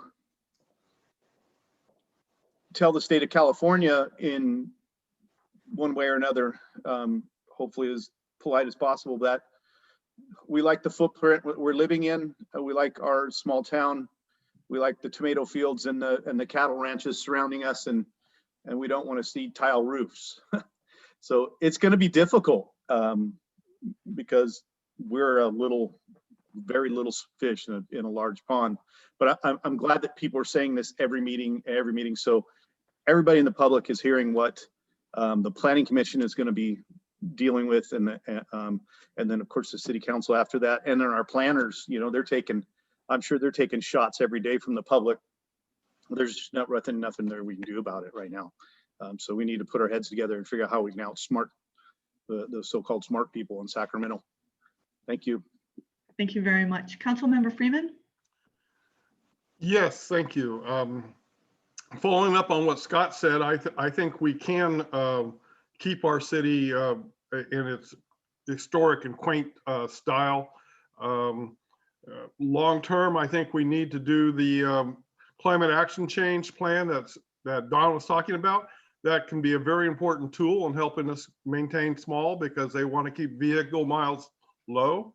The way you do that is not build out. That's one of the ways of doing it. And I also think we need to do the, when we bring on the planning person, we need to do the South of 156 specific plan. And we need to get as much of that as into light commercial, light industrial, and agricultural as possible, so that we can't build houses. If it's zoned correctly, then there won't be the growth there that people fear. Thank you. Thank you.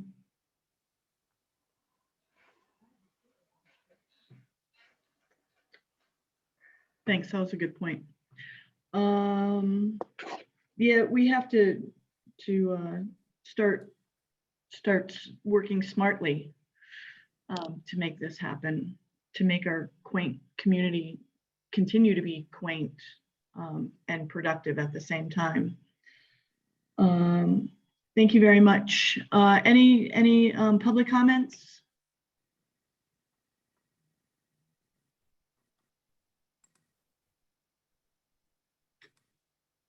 Having not heard any public comments, I'm going to close public comments and we get to move on to action item 3. Receive a mid-year budget report from the city manager and CPA Wendy Cumming and consider both structural and organizational changes that include expanding the city's capacity to manage community development objectives as shared with the Planning Commission at the February 2nd, 2021 meeting, and one-time use of funds for certain studies and capital improvements. And to adopt resolution 2021-12 approving the planning director's assistant city manager position and authorize a full public recruitment to fulfill this position and a schedule of capital improvements and a one-time adjustment to the fiscal year 2020-2021 budget. That's a mouthful. Thank you very much, Don. Thank you, Mayor. We can thank our new city clerk for making sure that our agendas are descriptive. And that it is. Thank you, City Clerk Fields. We hope you're feeling well. April 20th, due to COVID-19, we projected a shortfall in our general fund revenues of $400,000, expecting to take a hit of close to 90% on our sales tax and transit occupancy tax. It's basically a hit to our tourism economy common across the state. Doesn't matter if you're Solvang or Ojai or Capitola, all the tourism cities we're looking at a big hit. The city took action, laid off its associate planner, and froze one other full-time position in our accounts payable position. We cut our legal services by about 30% and froze all general fund capital improvements. So as a result of taking those steps, in our audit, it shows that by June 30th, we had saved $600,000, and that's compared to the 1920 budget. So those steps were important, and they saved more than we thought we were going to lose. So we're losing 400, we saved 600. We're ahead of the game. And then things got better as time goes on. It was hard to predict the impact on the sales tax. Our two biggest sales tax providers are the Windfall and the Valero gas station. And those two, as people stayed home, got more business and got busier.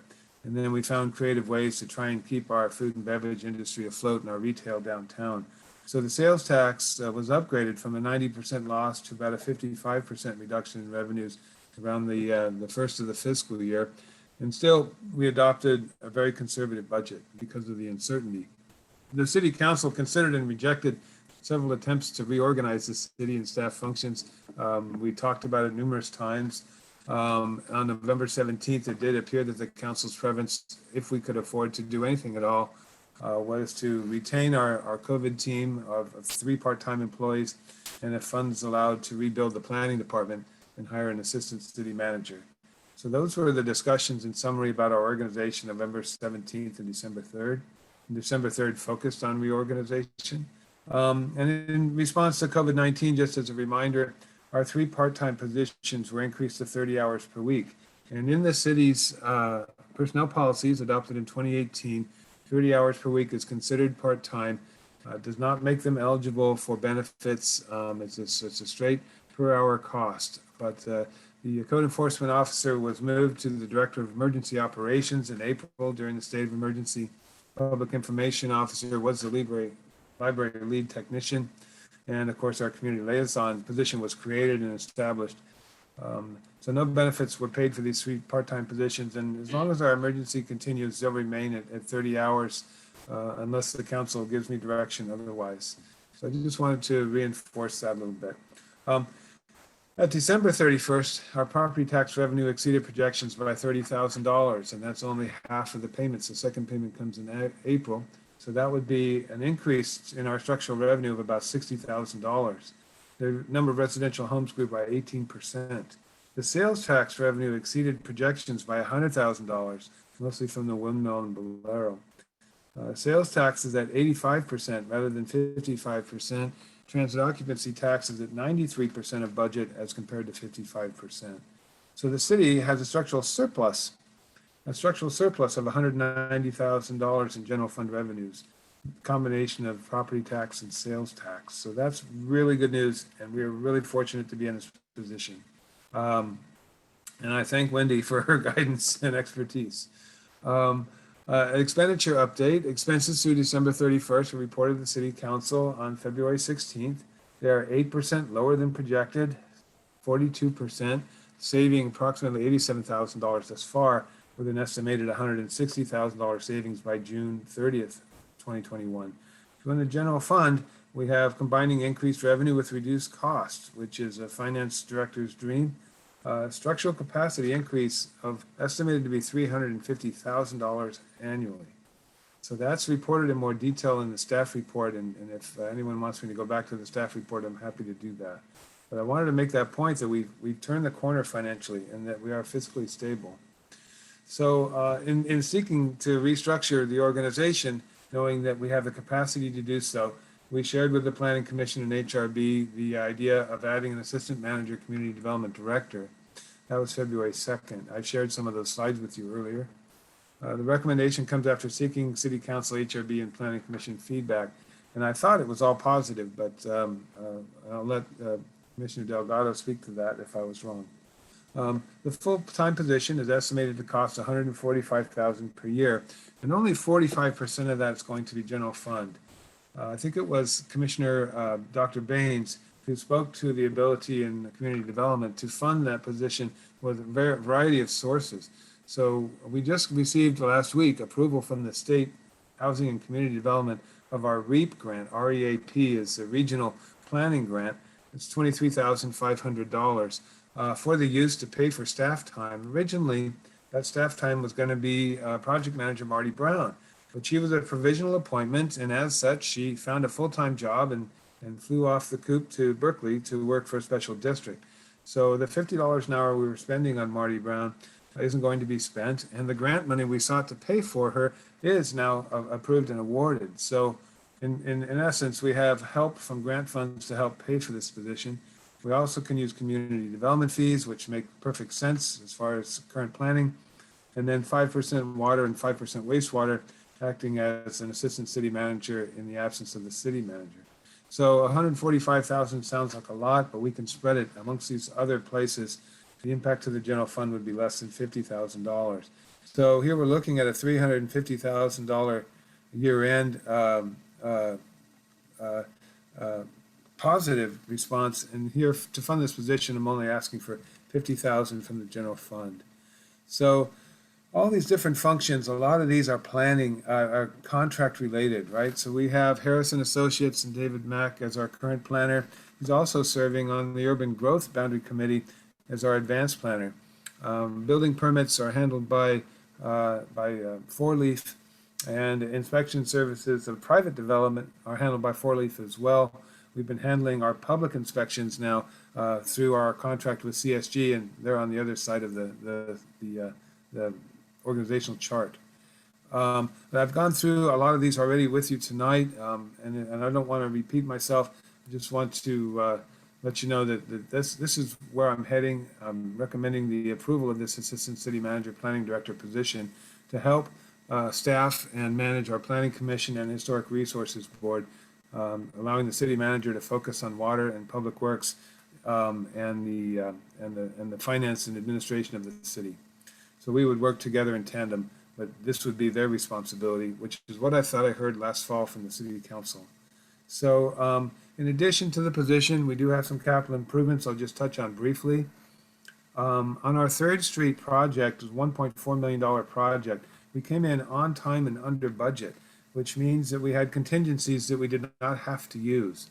And that project is funded by 6 different sources that are dedicated to road repair, including Measure G, including gas tax, including SB2 money. So what I'm recommending to the council tonight is to select projects from our pavement management plan as presented in the staff's report of about $200,000 and get to work on our pavement management plan. So it's great that we have these monies left over from 3rd Street, and we have a plan already in place that tells us where our priorities should go.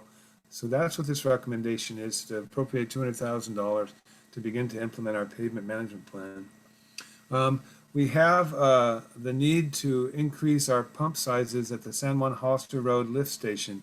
We just increased the size of the sewer line going from well 6 to the lift station, and now and we've redone the electrical. We did that with our new budget, and now we need to buy 2 new pumps so that we can increase the capacity at the lift station. This will allow us to fully utilize our filtration system there.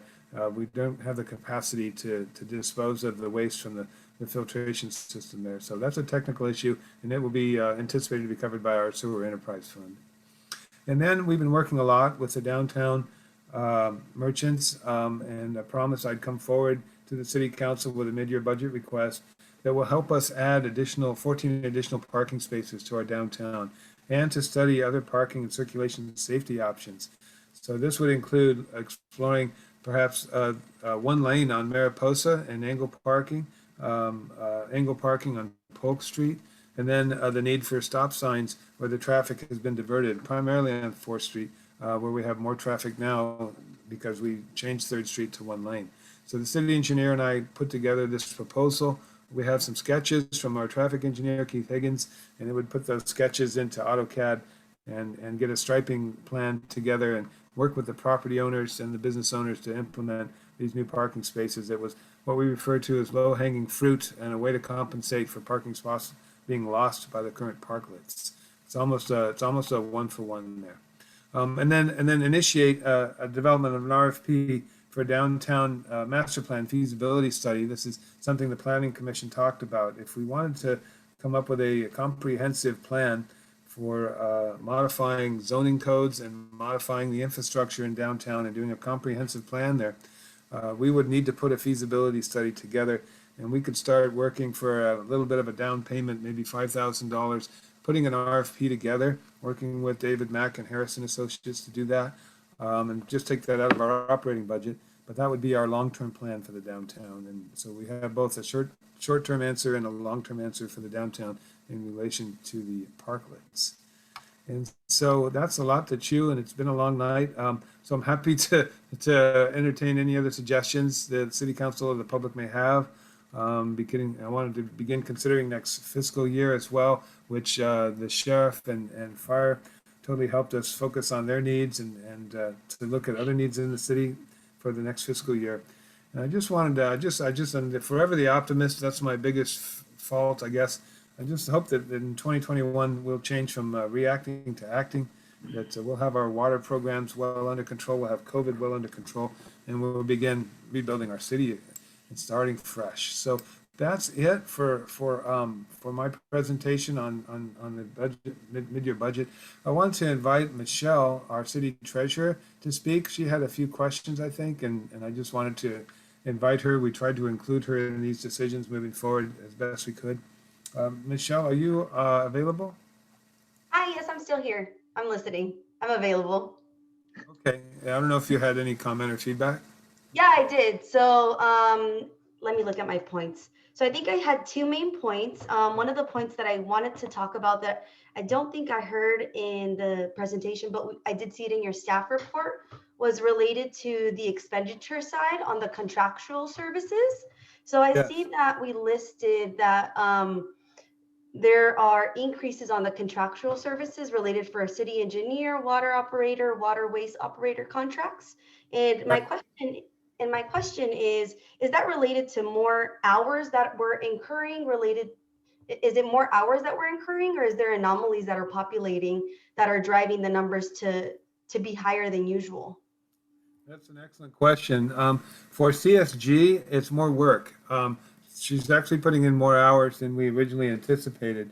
So she has something called staff augmentation, which is when she's talking to the community in front of their street about their driveway apron, or when she's taking a call from the COG, or when she's filling out a report. And those hours are just slightly higher than we anticipated. So that's the response to CSG.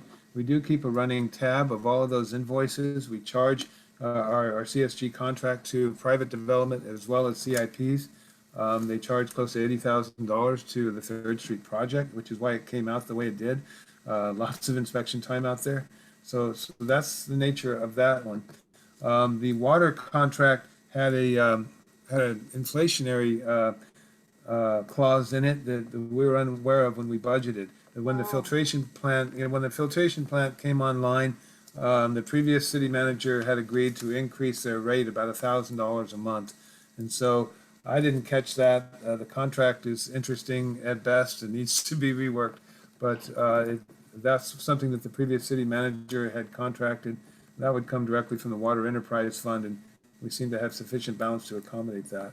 And for the wastewater, that's a combination of being billed for contract services and not catching the operational repairs, the repairs that are being done to the system on an ongoing basis. So I'm looking more carefully at those invoices and trying to bill more of the time and materials out there to repairing our systems. And so that's why that's a little bit high right now. We just thought we would correct it while we had the chance so that we would have a balanced budget from here through the year end. Oh, Hope that all makes sense. yeah, no, it makes sense. One additional question on that. For the water operator, you said that there was something in the agreement that stated that was 1K. Now, are they open to discussing that contract, or does that need to be renegotiated at a next term? And when would I that- believe both are true, and I just haven't had time to do it. So Oh, no worries. Yeah. Perfect. Sounds good. And then I think that was my main question. I appreciated the distribution on how you broke out. I guess this is not a question, it's more of a comment. I just appreciated the distribution for the breakout of how you're allocating the funds for the new role that you're trying to hire for, so that it's allocated accordingly depending on where they're spending their time. So I thought that was really nice. I did the analysis myself, and just seeing your presentation was really helpful as well. So that's all I have. thank you very much. Okay, Mayor. And Wendy is here for questions. Thank you, Wendy, for hanging out with us tonight. Wendy has been tremendous support. You're welcome. She's been a godsend. She's going to be featured on a panel for ClearGov because she does such great work with our ClearGov and our online budgeting, which is ever evolving and improving. So I can't wait to talk about that with you in the soon. So, Mayor, Yes, we're here. they asked for my headshot this afternoon. And no. Oh, I gave him one, and it was about 15 years old. There you go. I know the feeling. Okay, Mayor, I'm sorry. Go ahead. No worries. Wendy, did you have any other comments related to that? Yeah, I just wanted to say that as we look through the numbers, specifically in the revenue side of things, of course, we're very, very pleased to see that while we budgeted very conservatively, the numbers are coming in better than anticipated. Interestingly, I live in Capitola. They're experiencing this same kind of, we'll call it phenomenon. But we don't want to adjust the numbers. We're not out of this yet, and we want to stay conservative. And so we'll take another bite at the apple, so to speak, as we go into next fiscal year budget analysis. But we want to hold steady for right now. When it's too soon to be overly optimistic, but I'm super happy to see that the numbers that we're coming in below budget on our expenditures and above budget on our revenues. So it's a nice trend, but we can't hang our hats on that quite yet. Thank you very much. You're welcome.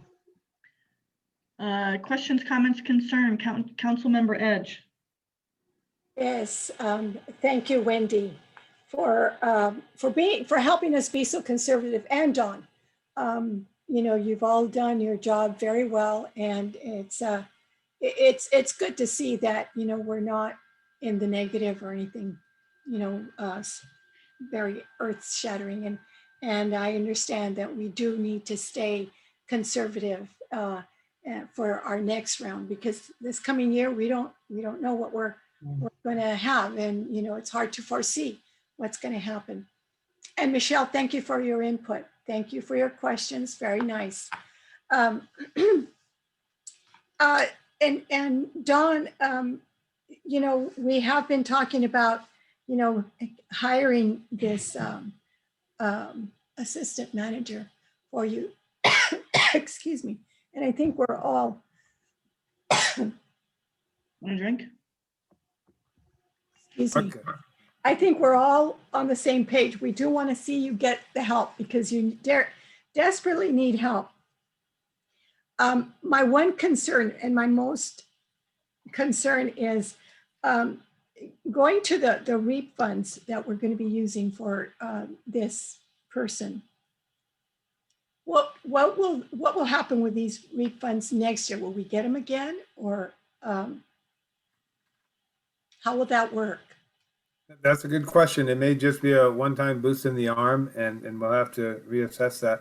HCD is coming out with different grants of different types, and there's also federal assistance available. So when we come back and look at the 12-month picture for July 1, we'll give you an assessment of that. Okay. And then, you know, I don't want to get caught up on this $50 an hour again. I did a little bit of research, and the national average of assistant managers is $35 an hour. And in fact, San Francisco pays $40 an hour. San Jose pays $38.52. Santa Clara pays $40.25. I don't feel the size of the community that we are, I don't feel that we can afford to pay $50 an hour. And I don't want to make that mistake again, because we have in the past. And so I am going to suggest that we pay this assistant manager $35 an hour plus benefits.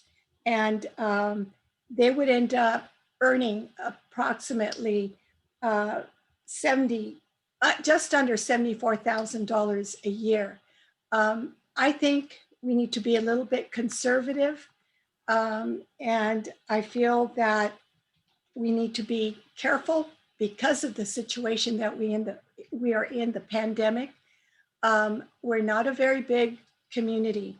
And so I think it's generous to pay $35 an hour. And these are just my feelings, my thoughts. And I hope you don't mind that I am letting you know how I feel. And so that's my feedback on the assistant manager. I feel that we do need one. You need the help because of the water situation. You need to concentrate on the sewer and water. And I hope I haven't disappointed you too much with my ideas. And that's all I have to say. Thank you. Thank you. Vice Mayor Flores, please unmute yourself. No comments. Thank you. Thank you very much. Councilmember Friels, please unmute yourself.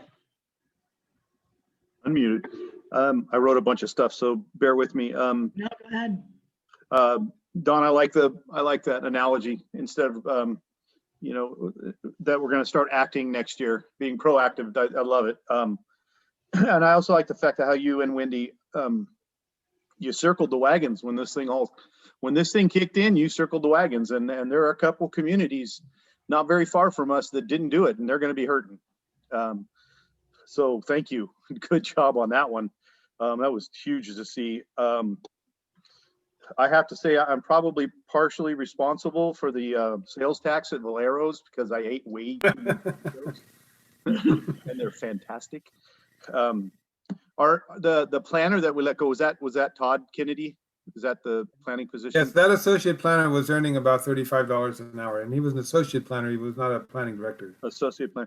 Okay. And just so everybody knows, Todd did bounce back. He's living in outside of Savannah, Georgia, and got a pretty decent job outside of a little community in Savannah, Georgia. So I talk to him every once in a while. You know, Todd, he likes to talk, so he's doing good. $50 an hour is only $104,000 a year. And I know it seems huge money.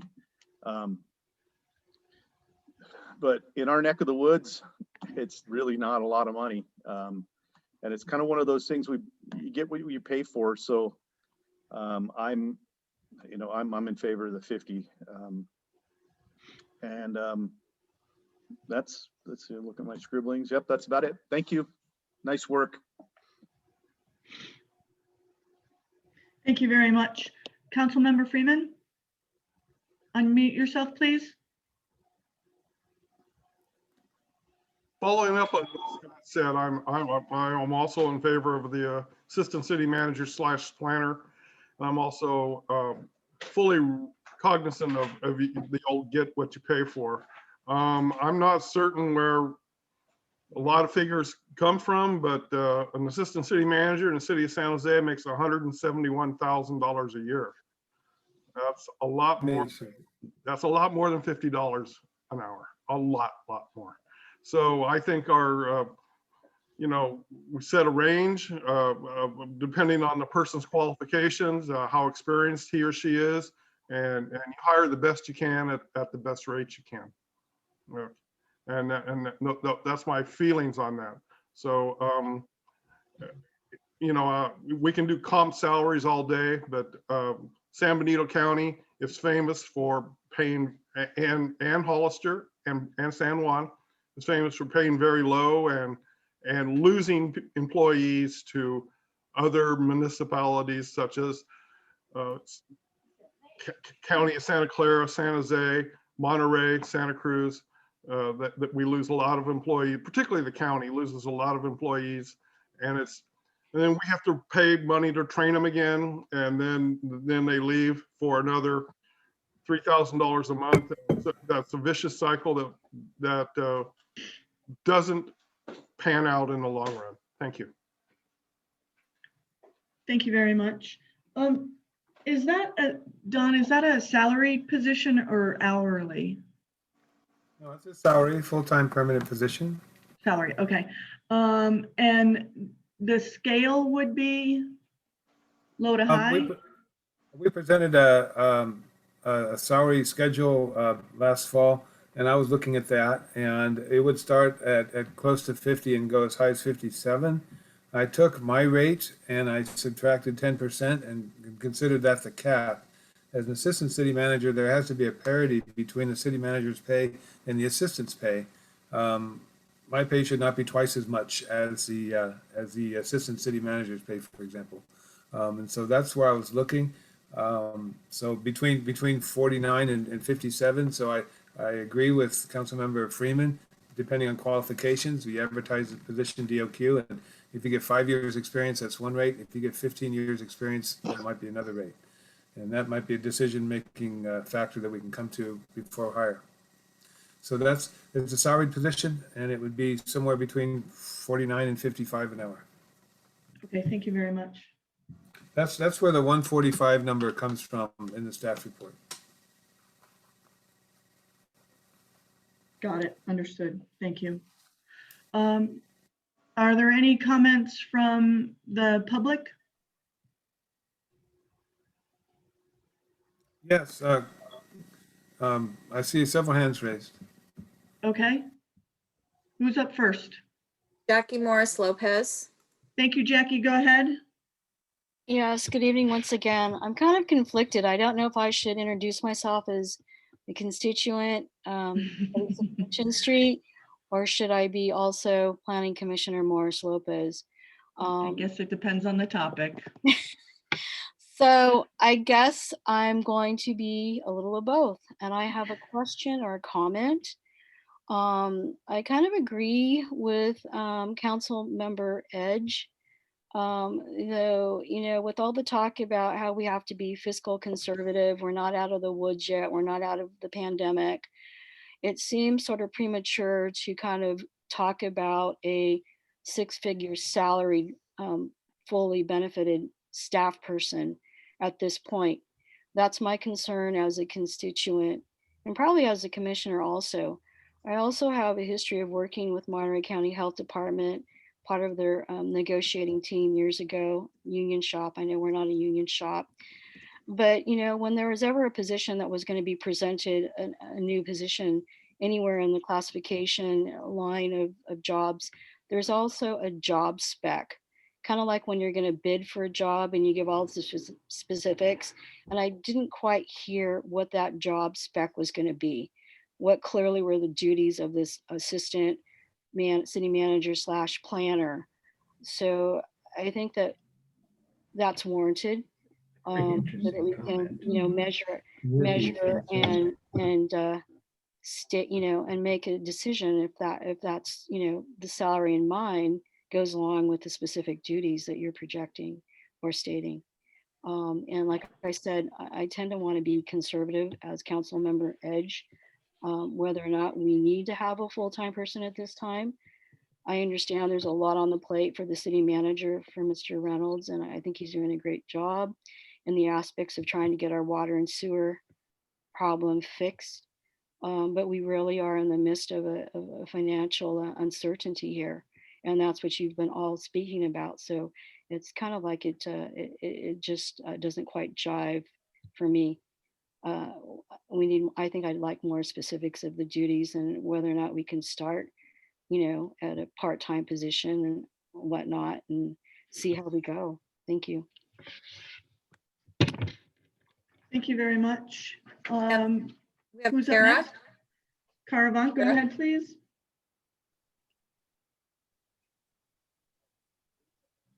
Kara, unmute yourself, please. I just want to compliment our planner, David Mack. I think he's been doing an excellent job for the city. And I'm just wondering if he could be a candidate for this position. He probably earns a lot more already. But yeah, I think if we're going to get somebody really professional and somebody with a lot of experience, the salary that was mentioned, I don't think is out of line. Because I really do hope we get an experienced and good planner. And Don Reynolds just put up the screen with what the Planning Commission is recommending, that we really beef up some of our historic aspects to the city and maintaining it small, and all of these issues that confront us because of all the development pressures. So I hope we can get somebody really good, and I would nominate David Mack for that position. Thank you. Thank you very much. We have Commissioner Delgado next. Thank you very much. I'm not speaking as a commissioner, but I am speaking as a resident. First of all, you pay what you get for. I think our Planning Commission and Historical Board are doing great, and we're not getting paid. Our City Council, you guys are doing a great job, and they're not getting paid. So it's just the time. And when you look at that 35, first of all, Mary, thank you for going and researching that and finding that out.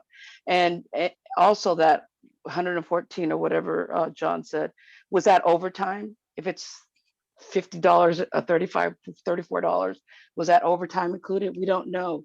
So we're speaking of uncertainties. What we do know is that we need to be conservative, extremely conservative.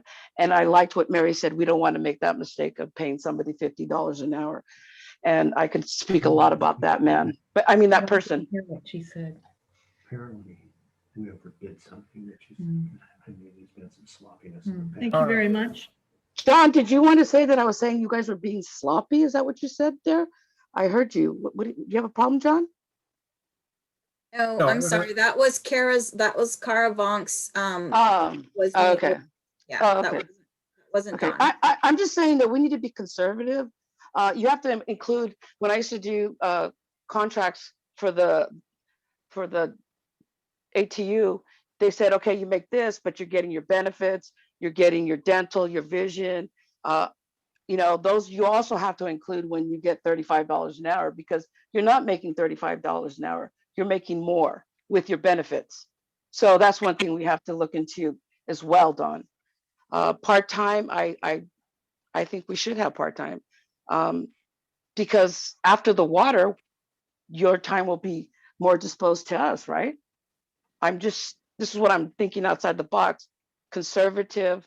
And I too would like to know, excuse me, what the job entitles. What are the structures? What are they going to do? And that's all I got to say. Thank you very much. Next up. We have EJ Sabathia. Thank you. EJ, go ahead. So I just wanted to comment on a few things. I did a little bit of research. I love Googling things. So a assistant city manager, according to salary.com, 50% median is 101 or about 102K a year. So shame on you, Don, for overestimating $2,000 a year. Second, in terms of being if I were a candidate out in the world looking for a job, what I'm looking for, especially during COVID, is stability, and a city that's going to offer, a full-time position, a stable position. That's how you're going to get a quality candidate, and you're not going to get a quality candidate paying, 10% median market value. That's just the way. I know we don't consider ourselves to be in the valley, but on the perimeter of the valley, that's the way the valley works right now. And then the last thing I'll say is that while Don was presenting his slides, it's about the third or fourth time I've seen the slide where he has all of these commissions and or tasks that have been listed for this assistant, city manager. So I feel like I have a pretty good idea what they would be working on just from, paying a moderate amount of attention to some of those things. There might be some more specifics or a specific job description that could be written up. And if you're going to go start posting it, I assume that would happen. But as just a citizen of the city, I feel like I have a pretty good idea of the kinds of things he'd want that person, or we'd want that person to be working on. In the short term, and then in the long term, I'm sure that more could be on surface. That's all. Thank you very much. Up next. That's it, Mayor. Thank you very much. Okay, any other further discussion from the council? I had a quick question for Don, if I could. Go ahead. Don, Marty Brown's position, was that somewhat an assistant position that you had going on? Or what exactly was it? So she was an unemployed city manager, and she was making about the same as I was when she was city manager for Marysville. The $50 an hour was not sufficient for her, so I agreed to pay her travel and mileage and her room and board. So I didn't have to pay benefits because she was part-time. And if it's okay, I just wanted to share real quick. Well, I guess the point I was getting at that part-time position, I mean, we couldn't hold her because she obviously went to, greener pastures, and I just have to reiterate, we need to pay a little bit to get somebody who's going to stick around for a while. That's all I had to say. Thank you. And Scott, just for the public's benefit, this is Exhibit C to the resolution. This is the resolution I've asked the City Council to consider tonight. And this is Exhibit C. It's called a job description for an Assistant City Manager, Community Development Director. It's 4 pages long. And if you had a chance to check this out, I wish you had, and maybe there were questions I could respond to on it. I'm happy to. I'll read you the whole resolution if you like. Let me grab a cup of coffee. Thank you for putting that slide up. This was included in the packet. Yes. That went out to everybody. Yeah, I was just reiterating that. Thank you.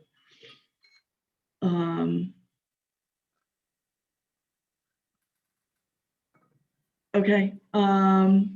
Having no further discussion, I'll now entertain a motion to adopt resolution 2021. Raise his hand. David Mack's hand is raised. I apologize, David. Go ahead. I just wanted to thank the public for the kind words. I am in no way going to comment on my candidacy or advocate for anything. I just wanted to thank the public for the kind words. I appreciate the feedback, whether what I say is popular or not. I'm just trying to educate the community. Thank you, David. Thank you, David. Any other questions, comments, or concerns? That's it, Mayor. Thank you very much. I'll now entertain a motion to adopt Resolution 2021 approving the Planning Director City Assistant Manager position. Sorry, 2021-12. So moved. And I will second it. Thank you. Deputy City Clerk, may I please have a roll call vote? Sure. Councilmember Edge, Yes. Councilmember Flores, Yes. Councilmember Friels, Yes. Councilmember Freeman, Yes. Mayor Jordan. Yes. All members of the council being present, the motion as stated by the maker passes unanimously. Thank you very much. Congratulations, Don. Congratulations to the city, actually. All right.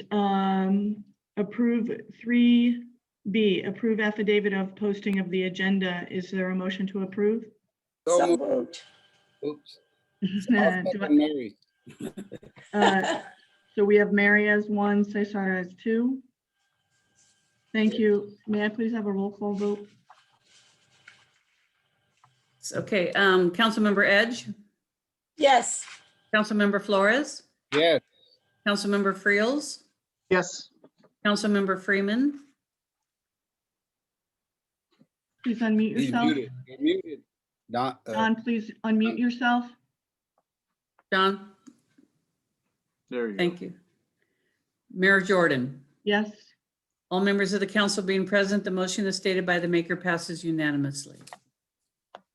May I have a motion to adjourn? So moved. second.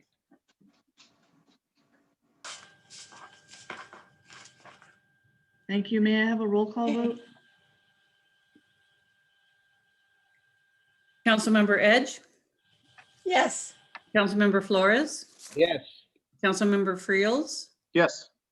Councilmember Freeman, Yes. Mayor Jordan. Yes, thank you all very much for your participation. Thanks to all our guest speakers. Thanks to staff, thanks to the council. Everybody have a Enjoy your good evening. evening. Good Thank you. evening. Drive home safe, everybody. Thank you.